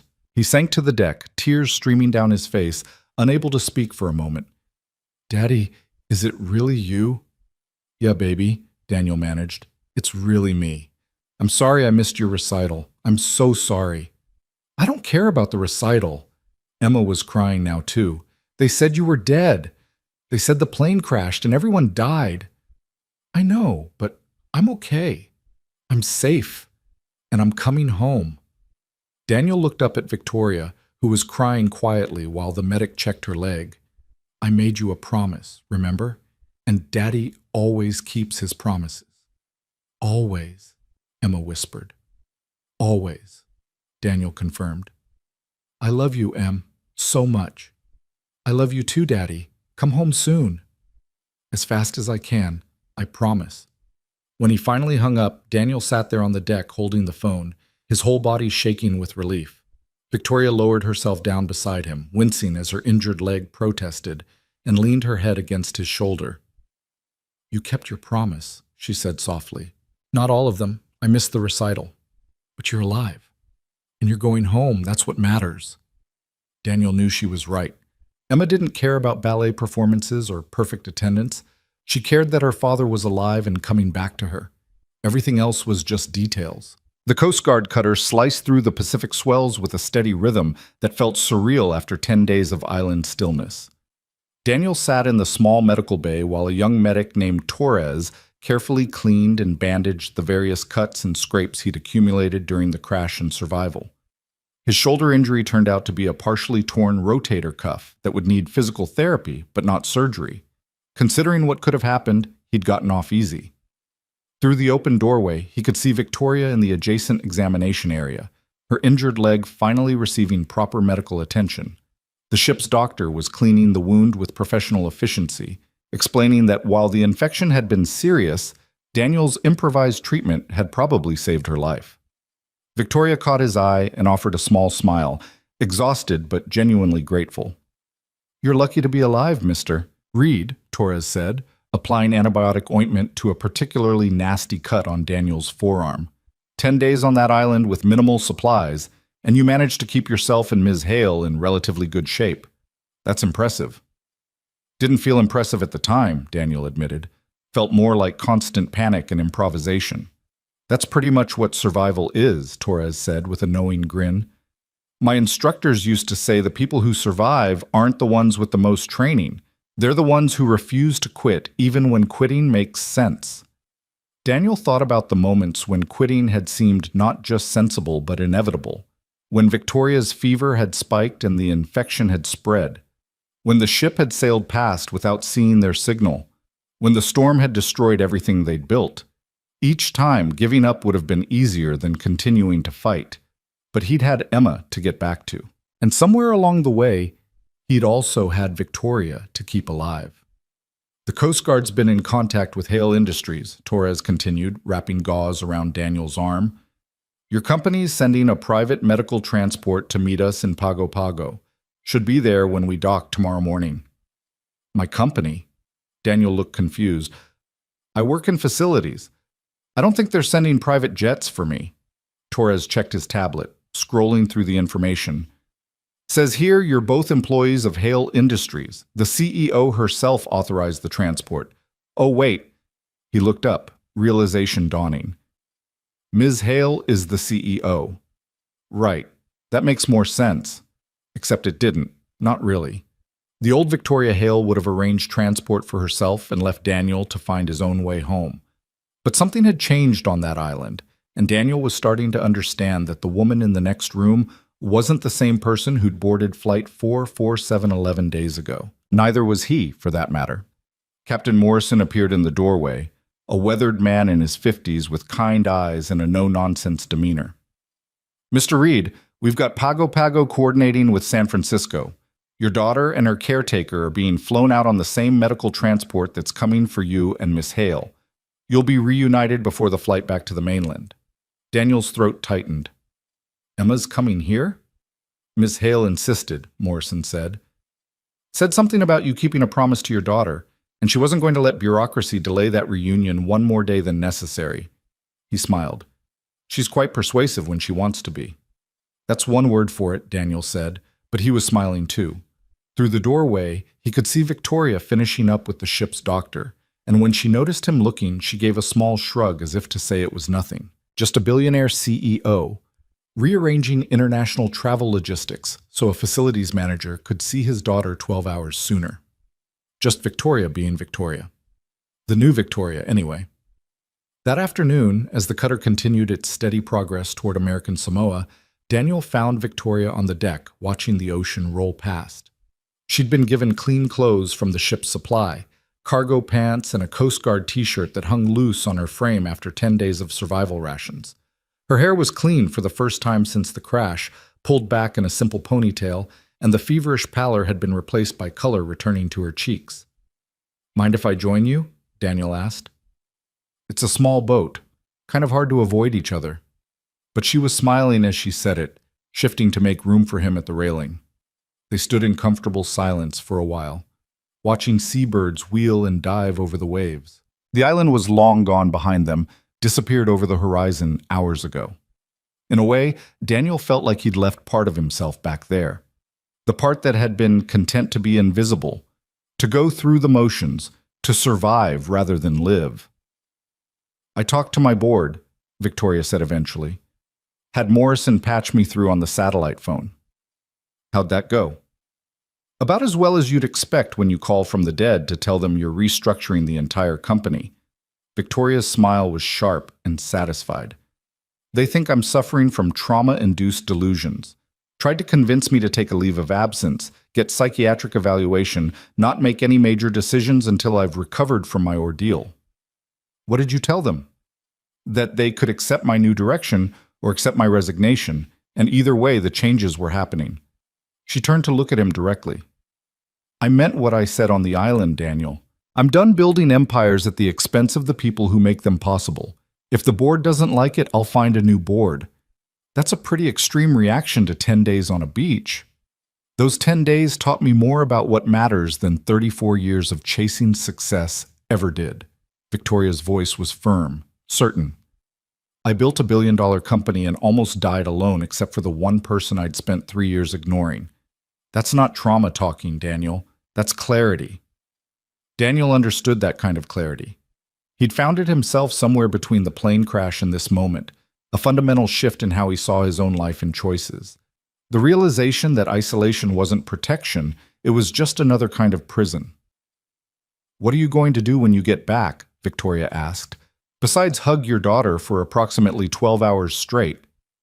I don't know, Daniel admitted. I've been thinking about that. The facilities job was safe, steady paycheck, good benefits, familiar routine. But it was also limiting. I was capable of more but never pushed for it because pushing meant risk, and risk meant potential failure, and I couldn't afford to fail because Emma needed stability. And now? Now I'm wondering if the stability I gave her was actually just stagnation. If by playing it safe, I was teaching her to do the same. Daniel ran his hand through his still damp hair. I want her to see me take chances, try new things, build a life instead of just maintaining one. Victoria nodded slowly, processing this. Can I ask you something that might be completely inappropriate given that I'm technically still your employer? You can ask me anything. The island kind of demolished normal social boundaries. Would you consider coming to work for me directly? Not facilities, actually working with me on rebuilding the company culture. Victoria spoke quickly, like she was afraid she'd lose her nerve if she slowed down. I need someone who understands what it's like to be invisible in a corporate structure. Someone who can help me see the blind spots I've created. Someone I trust to tell me the truth, even when it's uncomfortable. Daniel stared at her, genuinely shocked. You want me, a facilities manager with a partial college degree, to help you restructure a billion-dollar company? I want you, a man who kept both of us alive with nothing but determination and a pocket knife, to help me build something worth believing in. Victoria's eyes were serious, intent. You saved my life, Daniel, multiple times, and more than that, you showed me what real leadership looks like. It's not about power or control, it's about showing up for people even when it's hard, especially when it's hard. I don't know anything about corporate strategy or business development neither did I when I started, Victoria interrupted. I learned. You can learn too. And honestly, right now I don't need another MBA who thinks in quarterly earnings. I need someone who thinks in human terms, someone who understands that the people doing the actual work are just as valuable as the executives making the decisions. Daniel thought about Emma, about the promise he'd made to himself to stop playing it safe, about the conversation they'd had on the island about choosing differently, taking risks, letting people in. Can I think about it? He asked. I need to talk to Emma, make sure she's okay with Dad taking on something new and potentially demanding. Of course, Victoria said immediately. Take all the time you need. The offer stands whenever you're ready. She paused, then added more quietly, I know I'm asking a lot, and I know I haven't earned the right to ask anything from you after the way I treated you for 3 years. But I'm asking anyway because I genuinely believe we could build something important together. You didn't treat me badly, Daniel said gently. You just didn't treat me at all. And honestly, that was mutual. I never tried to connect with you either. I was content to be invisible because visible meant vulnerable. We were both hiding, Victoria said. Yeah, but we're not hiding anymore. The sun was setting behind them, painting the sky in shades of orange and pink that reminded Daniel of Emma's crayon drawings. Tomorrow he'd see her in person, hold her, promise her he'd never leave again, even though they both knew that was a promise he couldn't truly keep. Life was unpredictable. Planes crashed. Islands happened. The best you could do was show up and keep showing up and hope that was enough. Thank you, Victoria said suddenly. I know I said it before, but I need to say it again. Thank you for not leaving me to die on that beach. Thank you for the antibiotics and the fresh water and the terrible fish. Thank you for dancing your daughter's ballet routine in the rain to distract me from my fever dreams. Thank you for carrying me when I couldn't walk and for refusing to give up when I wanted to. You don't have to thank me, Daniel started, but Victoria shook her head. Yes, I do, because you didn't have to do any of that. You could have taken the survival kit and left me behind. Could have conserved resources instead of sharing them. Could have saved yourself instead of risking everything to keep both of us alive. She met his eyes. You're a good person, Daniel Reed, maybe the best person I've ever met. And I'm grateful the universe crashed us together, even if the circumstances were terrible. Daniel felt his throat tighten with emotion. I'm grateful too. Which is a weird thing to say about a plane crash that almost killed us both, but it's true, Victoria finished. I know, I feel the same way. They stood together watching the sun disappear into the ocean, two survivors bound together by shared trauma and unexpected friendship. Tomorrow would bring reunions and medical evaluations and the complicated process of returning to a world that had already mourned them. But tonight, they had this moment of peace on a Coast Guard cutter somewhere in the Pacific, alive and healing and fundamentally changed. That night, Daniel couldn't sleep. The small bunk in the crew quarters was comfortable compared to the sand and seat cushions of the island, but his mind wouldn't settle. He kept thinking about Emma, about what he'd say when he saw her, how he'd explain where he'd been, what had happened, why he'd broken his promise about the recital. Around midnight, he gave up on sleep and made his way to the deck. He wasn't surprised to find Victoria already there, wrapped in a blanket and staring at the stars. Couldn't sleep either? She asked as he approached. Too much quiet, Daniel said, settling beside her. Isn't that weird? 10 days on that island, I would have killed for a comfortable bed and silence. And now that I have it, I can't relax. The adrenaline's wearing off, Victoria said. We spent almost 2 weeks in constant survival mode, and our bodies are still calibrated for danger. Every creak of this ship sounds wrong because we're not hearing waves and jungle sounds. Is that the scientific explanation? That's the Victoria hasn't slept in 36 hours explanation, which may or may not be based in actual science. She pulled the blanket tighter. I keep having these flashes of the crash, the explosion, the water, thinking I was going to drown and there was nothing I could do about it. Daniel understood. He'd been having the same flashes, moments where his brain would suddenly throw him back to those terrifying seconds between the explosion and hitting the water. The absolute certainty of death, the primal fear, the desperate hope that somehow he'd survive for Emma's sake. Does it get better? Victoria asked quietly. The flashbacks? I don't know, Daniel admitted. I've never survived a plane crash before, but I've survived other hard things, and yeah, eventually the sharp edges dull. You stop reliving it every time you close your eyes. It becomes something that happened to you instead of something that's still happening. How long does that take? Depends on the person and whether they deal with it or try to ignore it. Daniel gave her a meaningful look. You should probably talk to someone when we get back. A therapist, I mean. Someone who specializes in trauma. Victoria made a face. I don't really do therapy.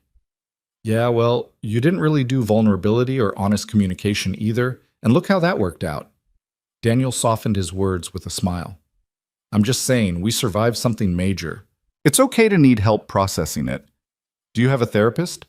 I will by next week, Daniel said, because Emma's going to need help dealing with the fact that her dad almost died, And I need to make sure I'm handling my own stuff so I can be there for her." Victoria was quiet for a long moment, then nodded slowly. "Okay, I'll find someone. But only because you're doing it too, and I refuse to be the one who's too stubborn to ask for help, while the facilities manager demonstrates emotional maturity." "Former facilities manager?" Daniel corrected. "Pretty sure surviving a plane crash and 10 days on a deserted island earns me a title upgrade." "Fine. Former facilities manager and current pain in my ass." But Victoria was smiling. Is this what friendship feels like? Annoying each other into making better life choices? "Pretty much," Daniel confirmed. "Welcome to having actual human connections. It's uncomfortable and messy and completely worth it. I'll take your word for it." Victoria shifted, wincing as her healing leg protested the movement. "Can I tell you what I'm most afraid of?" "Always." "I'm afraid that when we get back to civilization, I'll revert to who I was before. That the board will pressure me back into the old patterns, or the shareholders will revolt, or I'll just slip back into being CEO Victoria, because that's who I've been for so long. I don't know how to be anyone else." Daniel understood that fear intimately, the pull of familiar patterns, comfortable ruts, the path of least resistance. It would be easy to go back to his old life, his old job, his old habits of invisible survival. "Then we'll hold each other accountable," he said. "You make sure I don't retreat back into isolation, and I'll make sure you don't retreat back into empire building at the expense of your humanity." That's a lot of pressure to put on a friendship that's barely 2 weeks old. We survived 10 days on a deserted island together. I think we've earned the right to put pressure on our friendship. Daniel bumped her shoulder gently with his. "Besides, you're stuck with me now. I saved your life, which means you're obligated to keep me around until the debt is repaid." "I don't think that's how it works." "Sure it is. It's an ancient maritime tradition. I read it somewhere." "You're making that up." "Completely," Daniel admitted. "But it sounds good, doesn't it?" Victoria laughed, and the sound carried across the dark water. Somewhere beneath them, the ocean teemed with life they couldn't see. Somewhere ahead, land was waiting with all its complications and demands. But here, now, they had this moment of peace and honesty and hard-won friendship. "Thank you, Daniel," Victoria said again. "For everything." "Thank you for making me dance in the rain," Daniel replied. "And for bringing Emma to Pago Pago. And for not giving up even when giving up seemed reasonable. We make a good team." "Yeah," Daniel agreed. "We really do." They stayed on deck until the first hints of dawn began to lighten the eastern sky, talking about everything and nothing. Victoria told him about her plans for the company, the specific changes she wanted to implement, the way she envisioned a business that valued people as much as profits. Daniel told her about Emma's latest obsession with marine biology, how she wanted to study dolphins when she grew up, how proud he was of her curiosity and kindness. By the time the sun broke over the horizon, painting the ocean in shades of gold, they'd sketched out the rough outline of a future that looked nothing like either of their pasts. It was uncertain and risky and probably foolish, but it was also hopeful in a way neither of them had felt in years. The Coast Guard cutter pulled into Pago Pago Harbor just after 8 in the morning. Daniel stood at the railing, his heart hammering as he scanned the dock for any sign of Emma. Captain Morrison had confirmed that the medical transport had arrived 2 hours earlier and that Emma and Mrs. Chen were waiting at the harbor master's office. "I can see you vibrating from here," Victoria said, coming to stand beside him. She was dressed in clothes provided by the Coast Guard, cargo pants and a button-down shirt that almost fit, and looked more put together than she had any right to after their ordeal. "You're going to launch yourself off this boat before we even dock." "I haven't seen her in 11 days, Daniel said, his voice tight. 11 days she thought I was dead. Do you have any idea what that must have been like for her?" "No," Victoria admitted. "But you're about to find out, and you're going to help her through it. That's what good parents do."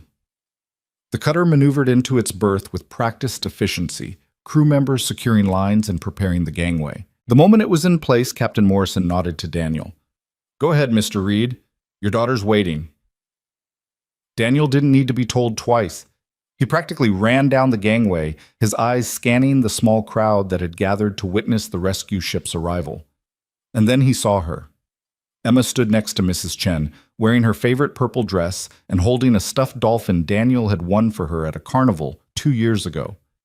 Her face was pale, tear-stained, and when she saw him, her expression went through a rapid progression of disbelief, hope, and overwhelming joy. "Daddy!"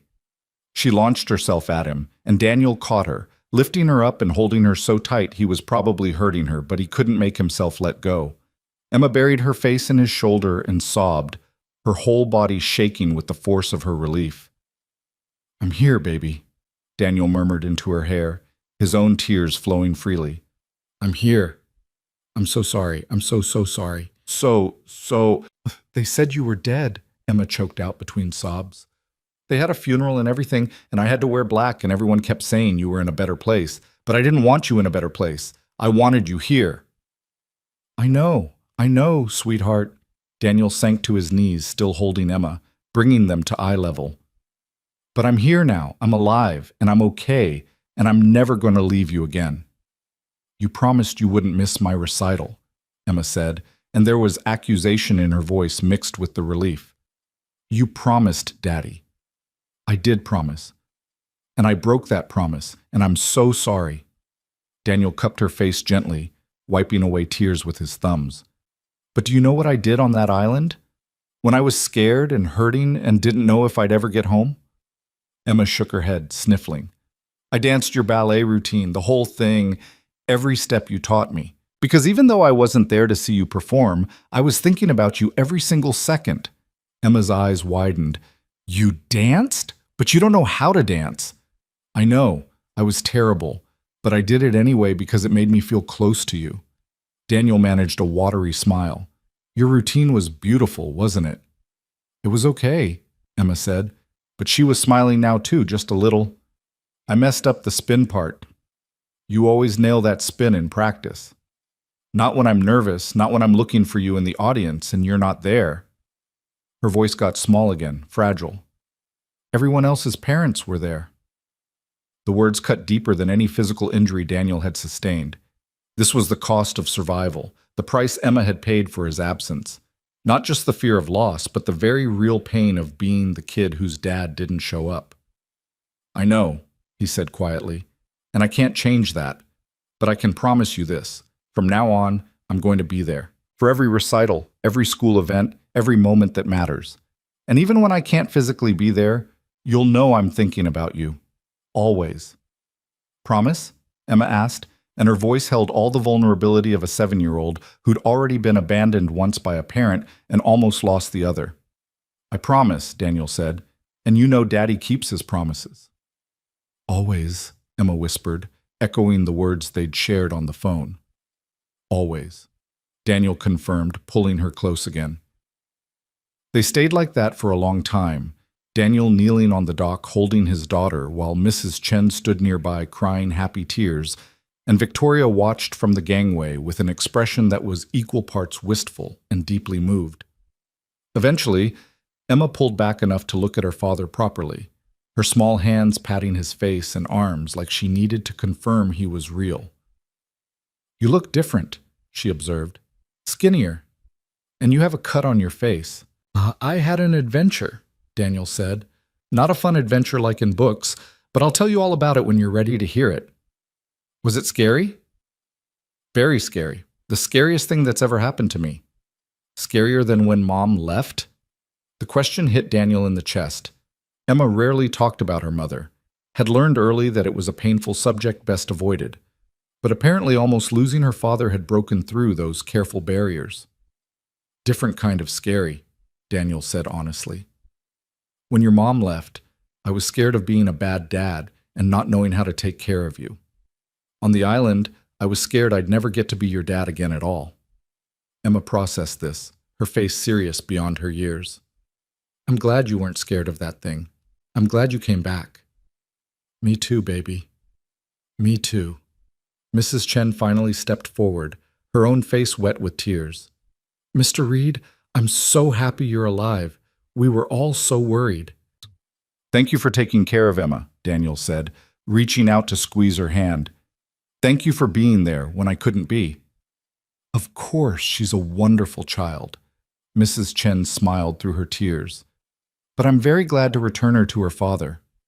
Emma suddenly pulled back from Daniel, her attention caught by something behind him. Daddy, who's that lady on the boat? The one watching us?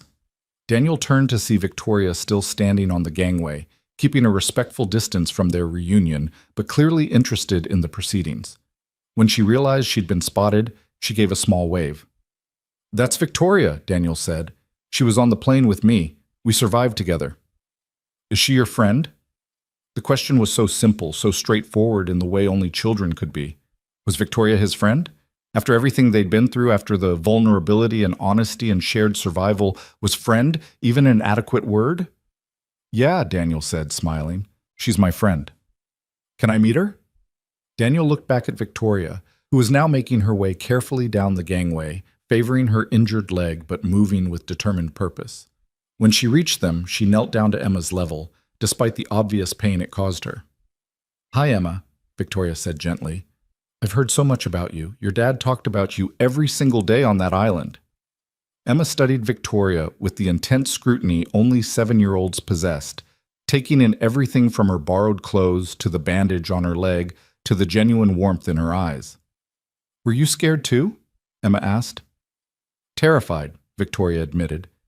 The most scared I've ever been in my whole life. Did my daddy take care of you? He saved my life. Multiple times. Victoria glanced at Daniel with unmistakable gratitude. Your dad is the bravest, kindest person I've ever met. You're very lucky to have him. I know, Emma said with the absolute certainty of a child who'd almost lost something precious. He's the best daddy ever. Daniel felt his throat tighten again, overwhelmed by the love in his daughter's voice and the relief of being able to hear it in person instead of over a crackling satellite phone. Emma, he said gently, Victoria is the boss at my company. She's a very important person, and she made sure you could come here to see me instead of making us wait until we got back to San Francisco. Emma's eyes widened, clearly impressed. You're a boss? Like the president? Victoria laughed, a genuine sound of amusement. Sort of like that, but for a company instead of a country. Are you rich? Emma! Daniel started to scold, but Victoria held up a hand. It's okay. Yes, I am rich, but your dad taught me that money doesn't help much when you're stranded on an island. What helps is having someone who won't give up on you. She smiled at Emma. He didn't give up on me, even when I was hurt and scared and wanted to quit. So I think you should be very proud of him. I am proud, Emma said. Then, with the fearlessness of childhood, she asked, Do you want to be friends with me too, not just my daddy? Victoria looked genuinely touched by the invitation. I would love that very much. Okay, Emma declared, apparently considering the matter settled. She grabbed Victoria's hand and Daniel's hand, connecting them together. Now you're both my friends and we're all together and nobody is dying on islands anymore. That's an excellent plan, Daniel said, his heart so full it felt like it might burst. No more islands. No more planes either, Emma added firmly. We're staying on the ground forever. We might need to take planes sometimes, Daniel said gently, but we'll be very careful. Can I come with you so I can make sure you're safe? The request was so earnest, so filled with the fear of separation after 11 days of believing she'd lost him, that Daniel had to fight back more tears. When I travel for work, you have school, he said, but we'll figure something out. Maybe video calls every night so you can see I'm okay, and I'll only travel when absolutely necessary. Deal? Deal, Emma agreed, though she didn't look entirely happy about it. The medical transport team arrived then, ready to conduct examinations and prepare for the flight back to San Francisco. There were doctors and nurses and coordinators, all bustling with professional efficiency. But through it all, Emma refused to let go of Daniel's hand, as if physical contact was the only thing keeping him tethered to this reality. During the medical evaluation, while Emma sat on his lap and described in great detail everything that had happened during his absence, Victoria underwent her own examination in the adjacent room. Through the open doorway, Daniel could hear the doctors discussing her recovery prospects, the need for follow-up surgery on her leg, the remarkable fact that she'd survived a serious infection with only improvised medical care. Your friend is very pretty, Emma whispered to Daniel while the doctor checked his blood pressure. Is she your girlfriend? No, sweetheart, just friends. But she could be your girlfriend, Emma persisted. If you wanted, I wouldn't mind. Daniel smiled, touched by his daughter's attempt at matchmaking even in the midst of their reunion. It doesn't work that way, Em. Victoria and I are just friends. Good friends, but that's all. But you're lonely, Emma said with devastating 7-year-old directness. I know you are. You try to hide it, but I can tell. The observation stunned Daniel into silence. He'd thought he'd been so careful, so good at maintaining a cheerful facade for Emma's sake. Apparently, he'd been fooling no one but himself. I'm not lonely when I'm with you, he said finally, but when I'm at school you are, or when I'm sleeping, or when you think I'm not looking and you get that sad face. Emma touched his cheek gently. I want you to be happy, Daddy, really happy, not just pretend happy. Daniel pulled her close, overwhelmed by the depth of her perception and care. When had his little girl become so wise? When had she started worrying about his happiness instead of just her own? I promise I'll try, he said, to be really happy, not just pretend, okay? Okay, Emma agreed, then lowering her voice conspiratorially, but I still think Victoria is nice, just in case you change your mind about the girlfriend thing. The press conference was held at Hale Industries headquarters, in a conference room that could hold about 100 people, but had been packed with closer to 200 reporters, cameras, and curiosity seekers who'd somehow obtained credentials. Daniel stood backstage with Victoria, both of them dressed in professional clothes that felt strange after days of Coast Guard cargo pants and island improvisation. You ready? Victoria asked, adjusting her blazer for the third time. Despite her confident words on the phone, she looked as nervous as Daniel felt. No, Daniel admitted. But I'm doing it anyway. That's the spirit. Victoria took a deep breath, steadied herself on her healing leg, and walked out onto the small stage. The room erupted with shouted questions, flashing cameras, a wall of noise that hit like a physical force. Victoria waited patiently at the podium until the chaos settled into something approaching order. Thank you all for coming, she began, her voice calm and professional. As you know, Daniel Reed and I are survivors of Flight 447, which crashed in the Pacific Ocean 11 days ago. We spent 10 days stranded on a remote island before being rescued by the U.S. Coast Guard, to whom we owe an incredible debt of gratitude. More shouted questions, but Victoria pressed on. We're both recovering well from our injuries and are grateful to be home with our loved ones.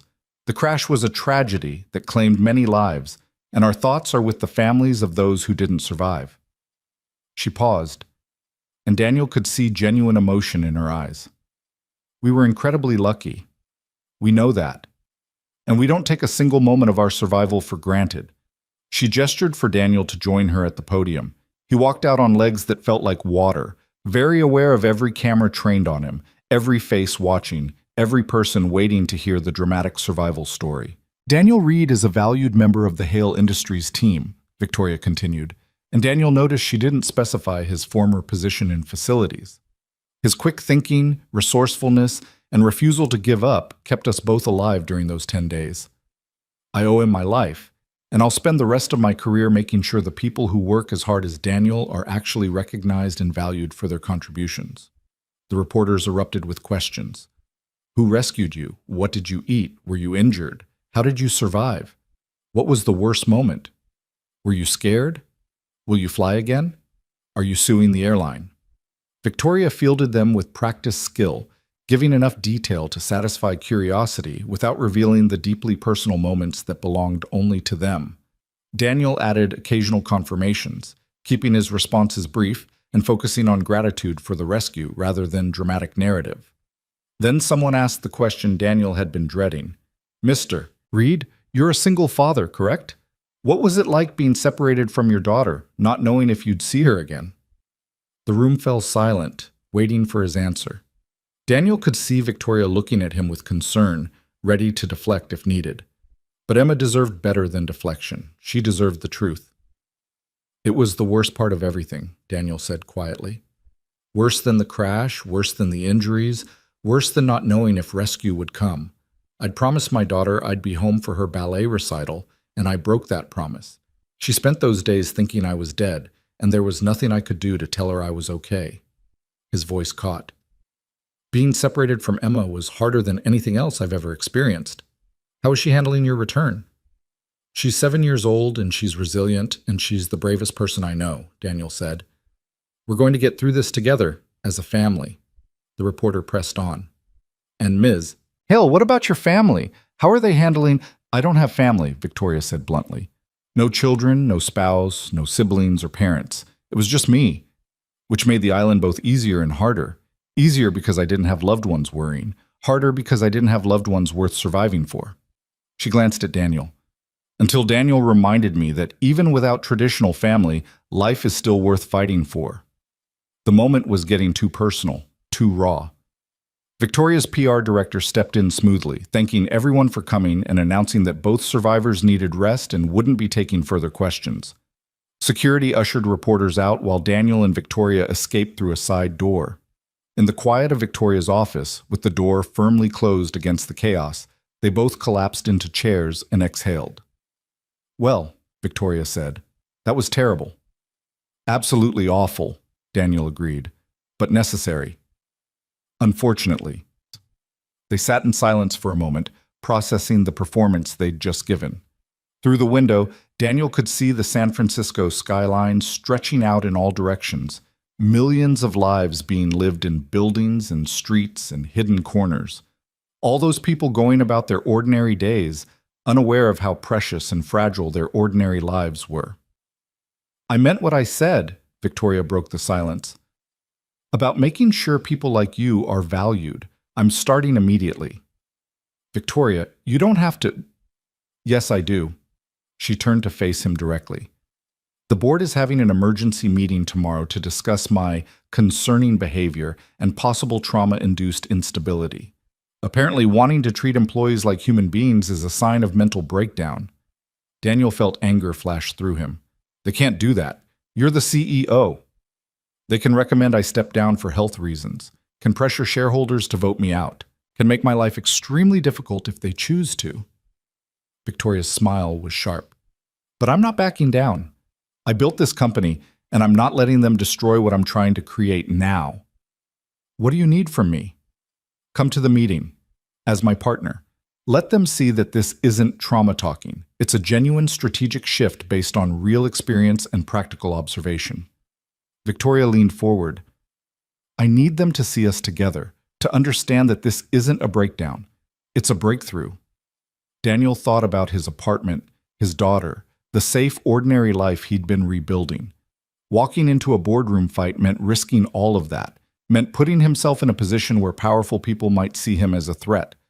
But it also meant keeping his promise to Victoria, to himself, to Emma, who told him to stop pretending and start actually living. What time's the meeting? He asked. Victoria's smile was brilliant with relief and gratitude. 9 a.m. I'll send a car. I'll take the bus, Daniel corrected. I'm not showing up in a company car like I've already been bought. I'm coming as your partner, which means arriving on my own terms. Fair enough. Victoria stood carefully, favoring her injured leg. Thank you, Daniel, for all of it. We're in this together, Daniel reminded her. That's what partners do. That evening, Daniel sat Emma down for a serious conversation about what might be coming. She listened with wide eyes as he explained that he was going to start a new job working with Victoria, that it might mean some changes to their routine, that some people might not like what they were trying to do. Are you going to get in trouble? Emma asked, worried. Maybe, Daniel admitted. Some people don't like change, and Victoria and I are trying to change some big things. But it's good change, right? Like when I changed my mind about vegetables and decided broccoli was actually okay. Daniel smiled at the comparison. Yeah, kind of like that. We're trying to help the company decide that treating people well is actually a good thing. Emma considered this seriously. I think you should do it, even if some people get mad. Because sometimes people get mad when you do the right thing, but you still have to do it anyway. When did you get so wise? Daniel asked, echoing his question from the night before. I told you, I've always been wise. You're just finally listening. Emma crawled into his lap, something she only did when she was feeling particularly affectionate or worried. Daddy, are you going to keep being friends with Victoria? Yeah, sweetheart, I am. Good, because she needs friends too. She told me she doesn't have family, and that's really sad. Everyone should have family. She has her company, her employees. That's not the same, Emma interrupted with 7-year-old certainty. Family is people who love you even when you mess up, people who help you when you're scared, people who remember you like broccoli now, even though you used to hate it. Daniel pulled his daughter closer, overwhelmed by her capacity for empathy and insight. You're absolutely right. That is what family is. So maybe we could be Victoria's family, Emma suggested. Like how Mrs. Chen is kind of family, even though she's not related to us. We could be family for Victoria, too. The suggestion was so simple, so pure, that Daniel felt his throat tighten. I think Victoria would really like that. Then it's settled, Emma declared, hopping off his lap with the matter-of-fact confidence of someone who'd just solved a major problem. We're Victoria's family now. I'll make her a welcome to the family card tomorrow. She skipped off to her room to start on the card immediately, leaving Daniel sitting alone with the weight of his daughter's casual declaration. Somewhere in the city, Victoria was probably preparing for tomorrow's board meeting, steeling herself for a fight that would determine the future of her company and the new direction she was trying to build. And apparently she now had family waiting to support her. Daniel picked up his phone and sent a quick text. Emma has decided we're your family now. She's making you a welcome card as we speak. Hope that's okay. The response came quickly. I can't think of anything I'd like more. Daniel arrived at Hale Industries headquarters at 8:45, giving himself 15 minutes to prepare before the board meeting that would either validate their vision or destroy it completely. He'd taken the bus as promised, riding through morning traffic with commuters who had no idea they were sitting next to someone about to walk into a corporate battlefield. The lobby was exactly as he remembered from 3 years of working here. Soaring ceilings, marble floors, the kind of intimidating grandeur designed to remind visitors that Hale Industries was powerful and important. Daniel had walked through this lobby hundreds of times as the invisible facilities guy, and nobody had ever looked at him twice. Today, the receptionist's eyes widened in recognition. "Mr. Reed," she said, and there was genuine warmth in her voice. "It's so good to see you. We were all so worried when we heard about the crash." Daniel blinked, surprised. "You know who I am?" "Of course. You fixed the air conditioning in our break room last summer when it was 100 degrees outside. Saved all our lives." She smiled. "I'm Melissa, by the way. We've never actually been introduced." "Nice to meet you, Melissa." Daniel shook her offered hand, still processing this interaction. In 3 years, the receptionist had never spoken to him beyond basic greetings, and he'd assumed she simply didn't notice him. Apparently, he'd been wrong. "Ms. Hale is expecting you," Melissa continued. 23rd floor executive boardroom. And Mr. Reed, good luck in there. A lot of us are hoping you and Mrs. Hale succeed with whatever you're planning." Daniel rode the elevator up, watching the floor numbers climb and trying to calm his racing heart. He'd faced down wild pigs and storms and the very real possibility of death. A room full of executives in expensive suits should have been nothing by comparison. Except those executives had the power to destroy everything Victoria was trying to build. And unlike the island, this battle would be fought with words and politics and corporate maneuvering instead of survival skills. Victoria was waiting outside the boardroom, pacing despite her injured leg. She'd dressed for war in a charcoal suit that probably cost more than Daniel's monthly rent, her hair pulled back severely, every inch the powerful CEO. But when she saw Daniel, relief flooded her face. "You came," she said. "Did you think I wouldn't?" "I was about 60% sure." Victoria managed a small smile. "The other 40% thought you'd come to your senses and decide this was insane." "It is insane," Daniel agreed, "but we're doing it anyway." They stood together outside the boardroom doors, and Daniel could hear voices inside, board members arriving, taking their seats, preparing to dismantle Victoria's vision. He thought about Emma's welcome to the family card sitting in his jacket pocket, colorful dolphins drawn in crayon with the words, "We're glad you're part of our family now," in Emma's careful second-grade handwriting. "I have something for you," Daniel said, pulling out the card. From Emma. Victoria opened it, and her eyes immediately filled with tears. She traced the dolphins with one finger, reading Emma's message over and over. "She made this for me? Victoria's voice was thick with emotion. She decided we're your family now. Apparently it wasn't up for debate. Daniel smiled. So whatever happens in there, remember you're not alone. You have family waiting for you. Victoria carefully folded the card and tucked it into her own jacket pocket, right over her heart. Okay, she said, squaring her shoulders.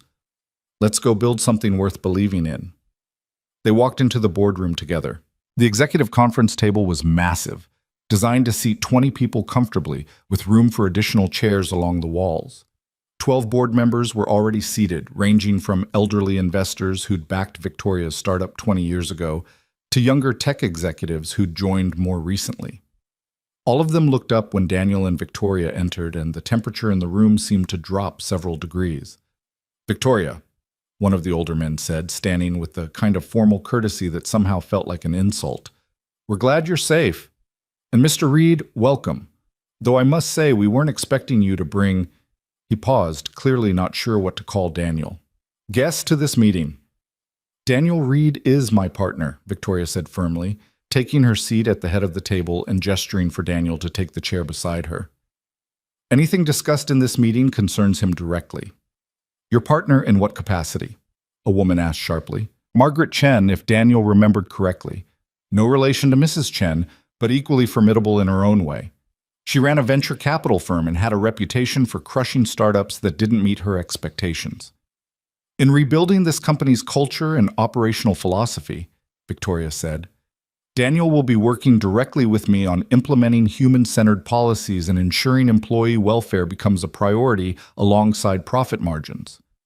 The room erupted in overlapping objections. You can't be serious. This is exactly what we were worried about. Victoria, you're clearly not thinking straight. We need to discuss a temporary leave of absence.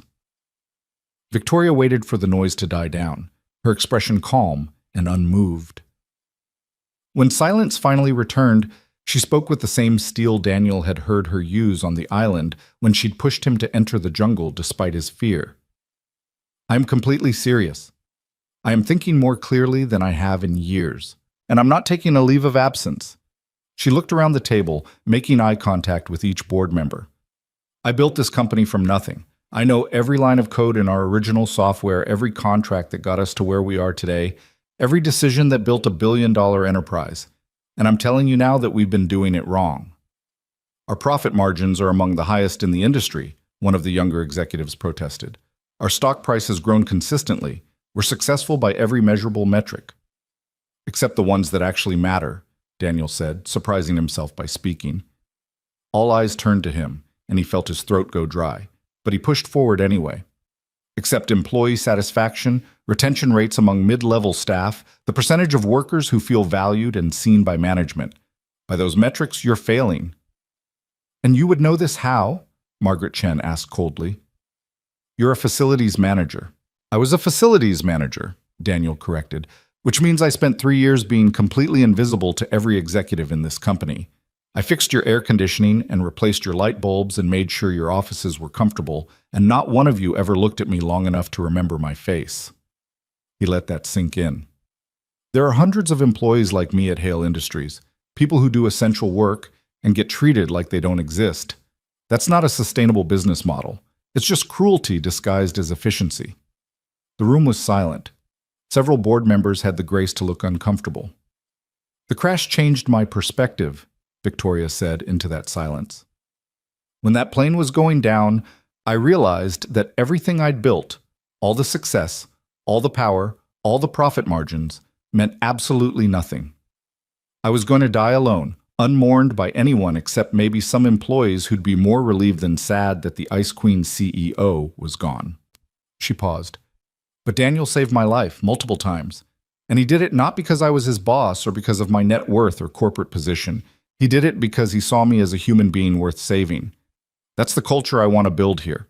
One where people actually see each other, where employees aren't just resources to be managed, but humans to be valued. That's very touching, Margaret said, her voice dripping with condescension. But it's not a business strategy. You're letting trauma cloud your judgment. Is it trauma to want people to be treated with dignity? Victoria shot back. Is it poor judgment to believe that happy, valued employees are more productive than miserable, invisible ones? Is it instability to suggest that we measure success by more than just quarterly earnings? It's idealistic nonsense, another board member said bluntly. The market doesn't care about your feelings, Victoria. Shareholders care about returns. Competitors care about beating us. You can't run a company on good intentions and therapy speak. Daniel felt anger rise in his chest, sharp and hot. These people had no idea what Victoria had survived, what she'd been through, how hard she was fighting to become someone better than who she'd been. You want to talk about business strategy? Daniel said, his voice harder than he'd intended. Fine. Let's talk numbers. Employee turnover costs companies an average of 33% of a worker's annual salary to replace them. At Hale Industries, you have a 28% annual turnover rate among non-executive staff. That's millions of dollars spent every year recruiting, hiring, and training replacements for people who leave because they don't feel valued. He pulled out his phone, displaying the research he'd done last night instead of sleeping. Companies with high employee satisfaction scores outperform the stock market by 247%. Businesses that invest in workplace culture see 33% increase in revenue growth. These aren't feelings, they're facts. Treating employees well isn't just morally right, it's financially smart. The board members were listening now, actually listening. Margaret Chen leaned forward, her expression still skeptical but interested. "Where did you get these numbers?" she asked. Harvard Business Review, Gallup Workplace Studies, Society for Human Resource Management Research, Daniel listed. I can send you the citations if you want to verify them. But the point is, Victoria isn't proposing we abandon profit for some utopian fantasy. She's proposing we build a sustainable business model that values the people who make profit possible in the first place. Victoria picked up the thread seamlessly. I'm proposing specific, measurable changes. Flexible work arrangements for parents and caregivers. Transparent salary structures to eliminate pay inequity. Mental health resources and counseling. Recognition programs that actually acknowledge employee contributions. Investment in training and development for non-executive staff. She pulled out her own tablet, displaying detailed proposals she'd apparently been working on. I've run projections. Initial implementation will cost approximately $4 million.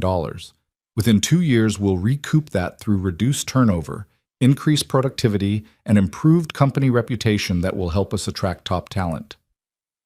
And if the projections are wrong, one of the older board members asked, if this experiment fails? Then I'll take full responsibility, Victoria said, but I'm not asking permission to try. I'm informing you that this is the direction the company is taking. If the board disagrees so strongly that you want to remove me, then vote. But understand that if you do, you're not just removing a CEO who's had a change of heart. You're removing the person who built this company from nothing and knows it better than anyone else in this room. The challenge hung in the air. Margaret Chen looked around the table, clearly calculating votes and alliances. The other board members shifted uncomfortably, unwilling to make the first move. I have a counter-proposal, Margaret said finally. A pilot program. Implement these changes in one division, say, the operations department where Mr. Reed has experience. 6 months to show measurable improvement in both employee satisfaction and productivity metrics. If it works, we expand company-wide. If it fails, we revisit this conversation with data instead of idealism. Victoria looked at Daniel, a silent question in her eyes. It wasn't everything they wanted, but it was a foot in the door, a chance to prove that treating people well could coexist with business success. I can work with that, Daniel said. Then we have an agreement, Victoria said, turning back to Margaret. 6 months. Operations department. Full autonomy to implement changes without board interference. Within the $4 million budget you mentioned, Margaret countered. Agreed. They shook on it across the massive conference table, and just like that, the battle was won. Not completely, not permanently, but enough to start building something new. The board meeting continued for another hour, discussing logistics and timelines and metrics for success. Daniel contributed where he could, mostly listening and learning the language of corporate strategy that was so different from the survival strategies he'd learned on the island. When it finally ended, Victoria walked out with her head high and her vision intact. Daniel followed, still processing what had just happened. They'd walked into that boardroom expecting a fight to the death, and had emerged with a compromise that gave them exactly what they needed, a chance to prove their vision could work. In the elevator riding down, Victoria finally let her professional mask slip. She leaned against the wall, exhaling a breath that sounded like it had been held for hours. "We did it," she said. "You did it," Daniel corrected. "That was all you in there. You backed me up with research and passion and facts they couldn't argue with." Victoria smiled. "We did it together, like everything else." The elevator doors opened to the lobby, and Melissa, the receptionist, gave them both enthusiastic thumbs up. Apparently, word had already spread about the board meeting's outcome. "Mr. Reed," Victoria said as they walked toward the exit, "I know you said you'd take the bus home, but would you consider letting me drive you? I'd like to talk about next steps, and I think better in cars than in boardrooms." Daniel agreed, and soon they were in Victoria's sleek electric sedan. Apparently, she drove herself sometimes instead of always using drivers, heading through San Francisco traffic toward Daniel's apartment. "I want to offer you a formal position," Victoria said as she navigated the streets with surprising competence for someone who probably had a driver 90% of the time. "Director of Employee Experience and Cultural Development. Salary commensurate with executive level, full benefits, equity stake in the company. You'd report directly to me and have authority over implementing the changes we discussed." Daniel's head spun. "Victoria, that's an executive position. I don't have the qualifications." "You have exactly the qualifications needed," Victoria interrupted. "You understand what it's like to be unseen. You know how to solve problems with limited resources. You care about people, and you're not afraid to fight for what's right, even when it's hard." She glanced at him briefly before returning her eyes to the road. "Those are the qualifications that matter. The rest you can learn." "What about Emma? I can't work 80-hour weeks or travel constantly or—" "Then don't," Victoria said simply. "Part of building a better culture means modeling work-life balance ourselves. You want to leave at 3 to pick Emma up from school? Do it. You need to work from home when she's sick? Do it. You want to bring her to the office sometimes? We'll create a space where that's not just allowed, but welcomed." She paused. "I meant what I said about not making people choose between career and family. That starts with us." Daniel thought about Emma's words from the night before, about how he should take chances even if people got mad, about doing the right thing even when it was hard. He thought about his promise to stop pretending and start actually living. "Okay," he said. "Yes, I'll do it." Victoria's smile was brilliant. "Thank you. I can't do this without you." "Sure you can. You're Victoria Hale. You built a billion-dollar company from nothing." "I built an empire," Victoria corrected. "Now I'm trying to build something that actually matters. And for that, I need a partner who remembers what it's like to be human." She pulled up in front of Daniel's apartment building, putting the car in park but not moving to leave. They sat in comfortable silence for a moment, the engine humming quietly. "Can I ask you something personal?" Victoria said finally. "Always." "When we were on the island, you said you'd been lonely for years, that you'd isolated yourself to protect Emma from potential hurt." She turned to face him. "Are you still lonely?" Daniel considered the question honestly. "Less than I was. The island forced me to let someone in, and it turns out that was exactly what I needed. Still getting used to having an actual friend instead of just being Emma's dad and nothing else." "Just friends?" Victoria's voice was careful, neutral. "What else would we be?" "I don't know," Victoria admitted. Emma keeps suggesting I could be your girlfriend, and Mrs. Chen makes pointed comments about how we look at each other, and I'm starting to wonder if everyone else sees something we're both too scared to acknowledge." Daniel's heart started pounding. They were treading into territory he'd been carefully avoiding, questions he'd been refusing to ask himself. Yes, he cared about Victoria. Yes, she'd become important to him in ways that went beyond simple friendship. But caring about someone meant vulnerability, risk, the possibility of loss and pain. "I'm terrified," he said honestly. "Emma's already lost one parent. If I started something with you and it didn't work out, it would hurt her. I can't do that to her." "What if it did work out?" Victoria asked quietly. "What if taking the risk meant Emma got to see what healthy relationships look like? What if playing it safe means teaching her to be as lonely and isolated as we've both been? That's a lot of what ifs. Life is what ifs, Victoria said. What if the plane hadn't crashed? What if the rescue hadn't come? What if we'd given up on that island instead of fighting?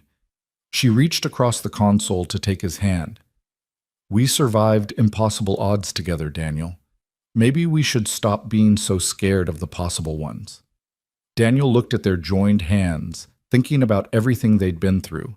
The crash, and the island, and the survival, and the rebuilding, the vulnerability and honesty and gradual transformation from strangers to friends to something that didn't quite have a name yet. I need to talk to Emma first, he said. Make sure she's actually okay with this and not just matchmaking because she thinks I need a girlfriend. Of course, Victoria agreed immediately. This affects her too. She gets a vote. And we go slow, Daniel continued. I haven't dated in 7 years. I have no idea what I'm doing. I haven't dated in longer than that. We'll figure it out together. Victoria squeezed his hand gently, like everything else. Daniel smiled, feeling something settle in his chest that had been restless for years. Okay, let me talk to Emma. Then we'll see where this goes. That's all I'm asking. Victoria drove away a few minutes later, leaving Daniel standing on the sidewalk processing what had just happened. In the span of 2 hours, he'd fought a corporate battle, accepted an executive position, and possibly started something that looked a lot like the beginning of a relationship. The island had taught him to stop surviving and start living. Apparently, he was taking that lesson seriously. Emma was waiting when he got upstairs, bouncing with barely contained energy. How did it go? She demanded. Did you win? Is Victoria still your boss? Are you still partners? We won, Daniel confirmed. Victoria is still my boss, I'm still her partner, and I have a new job with a fancy title that I'll explain when you're older. Is Victoria still part of our family? Definitely still part of our family. Emma studied his face with that unnerving perceptiveness she'd developed. Something else happened. You look different. What kind of different? Happy different. Real happy, not pretend happy. Emma grabbed his hand, pulling him toward the couch. Tell me everything. So Daniel told her, in age-appropriate terms, about the board meeting and the new job and the fact that maybe, possibly, if Emma was okay with it, he and Victoria might start spending time together in ways that were more than just friends. Emma listened with serious concentration, processing each piece of information carefully. When Daniel finished, she was quiet for a long moment. Are you scared? She asked finally. Terrified, Daniel admitted. Because of Mom? Because she left and you think Victoria might leave too? The question hit hard. Yeah, partly. And because you've had enough loss in your life, I don't want to bring someone into our family who might hurt you. But Daddy, Victoria already is in our family, Emma said with simple logic. And she already could hurt us if she wanted to, so either we trust her or we don't. And I trust her. Just like that? Just like that, Emma smiled. She survived the island with you. She made sure I could see you fast when you got rescued. She listened to all my dolphin stories and didn't get bored. And she makes you do the real smile. She shrugged. That's enough for me. Daniel pulled his daughter close, overwhelmed by her capacity for trust and forgiveness. When did you get so wise? I keep telling you, I've always been wise. Emma hugged him back fiercely. So can we invite Victoria for dinner? I want to tell her she can be your girlfriend now. Emma, it doesn't work like that. We have to actually go on dates first, get to know each other better. You survived on an island together for 10 days. How much better do you need to know each other? Fair point. 3 months later, Daniel stood in the operations department of Hale Industries watching the morning shift change. Employees filtered in with coffee and conversation, greeting each other by name, stopping to check the new wellness board where mental health resources and upcoming events were posted. The atmosphere was completely different from what it had been just a few months ago. Lighter, friendlier, genuinely warm. The numbers came in, Victoria said, appearing beside him with her tablet. Her leg had healed completely, though she still favored it slightly when she was tired. Employee satisfaction in operations is up 42%. Turnover is down to 8%. Productivity is up 19%. And we're under budget by $600,000. That should shut Margaret Chen up, Daniel said. Margaret Chen called me yesterday to ask if we could accelerate the company-wide rollout, Victoria said with satisfaction. Apparently, several board members have family who work in operations and have been hearing rave reviews about the new policies. Daniel smiled. They'd spent 3 months proving that treating people well wasn't just morally right, but financially smart. The pilot program had exceeded every metric, and now the board was asking them to expand instead of fighting against it. "We did it," he said. "We did," Victoria agreed, "and we're just getting started." They'd fallen into an easy partnership over the past 3 months, both professionally and personally. The dating had been awkward at first, two people who'd forgotten how to be vulnerable in different ways learning to trust again.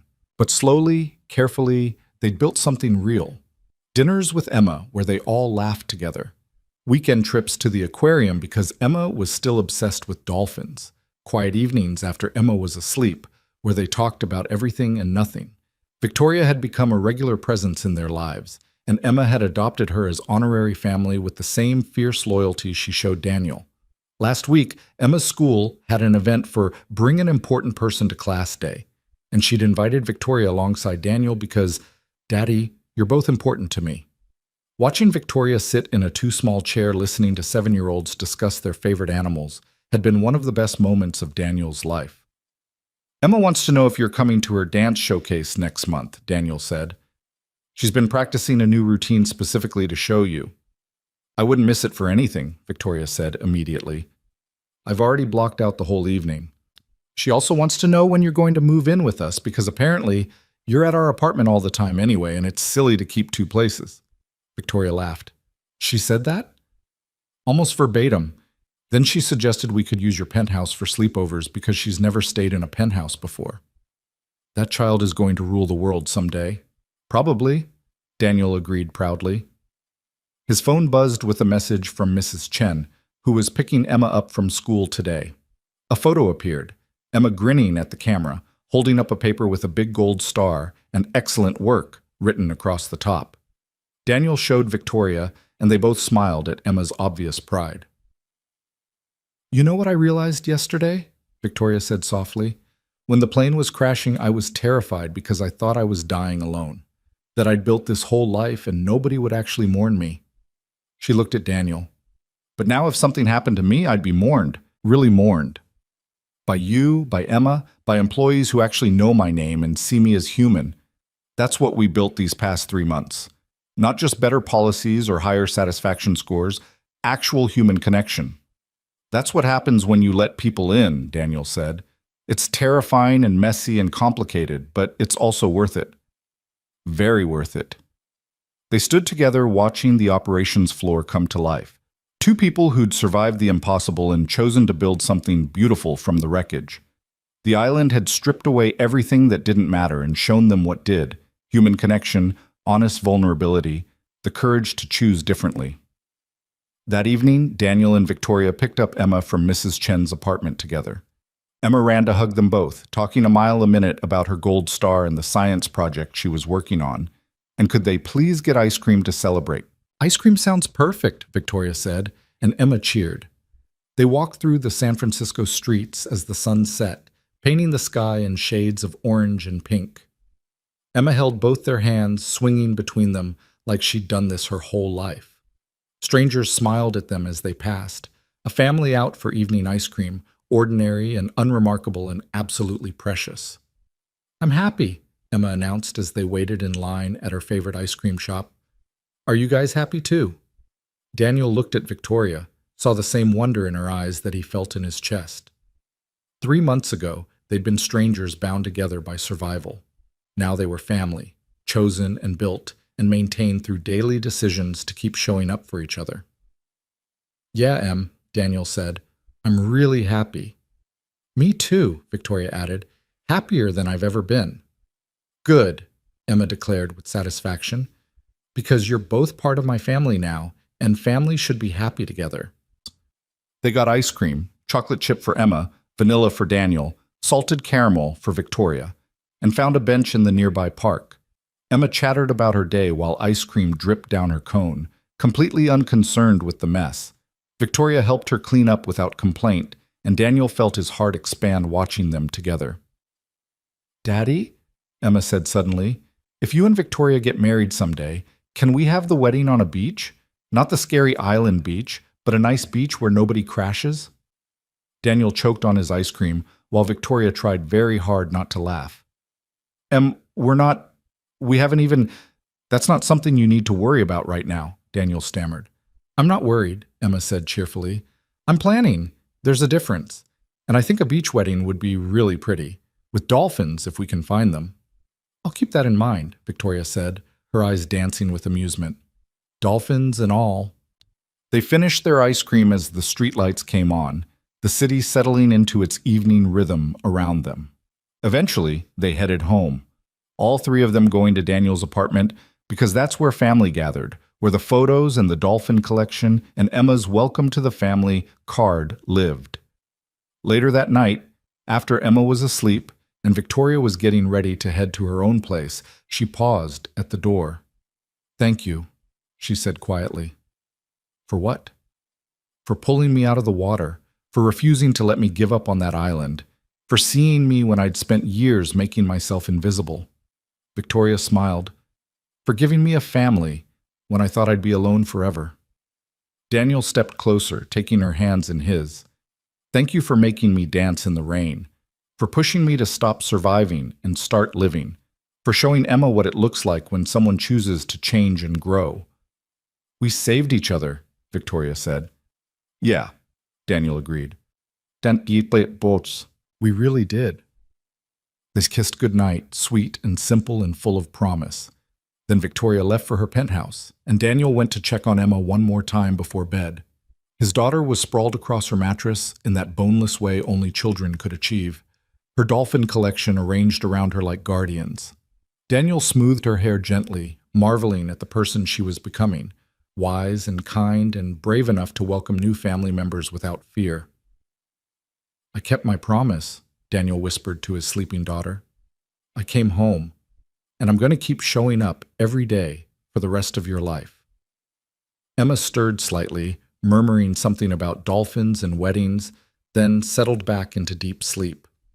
Daniel stood in the doorway of his daughter's room in his modest apartment in the Sunset District and felt wealthier than he'd ever felt in his life, not because of the new executive salary or equity stake or corporate title, but because he had a daughter who loved him, a partner who challenged him to be better, and a life built on authentic connection instead of isolation. The plane crash had nearly killed him. The island had stripped him bare. The survival had transformed him. And now, finally, he was actually living. Not just surviving, not just pretending, but genuinely, messily, beautifully living. Outside, San Francisco breathed and moved and continued its endless rhythm. Somewhere in the city, Victoria was probably still awake, planning their next steps for the company expansion. Somewhere, employees were going home to families that mattered more than quarterly earnings. Somewhere, people were making the choice to see each other, to value each other, to build something better than what came before. And here, in a small apartment that had witnessed both tragedy and joy, Daniel Reed stood watch over his sleeping daughter and felt profoundly grateful for every impossible moment that had brought him to this place.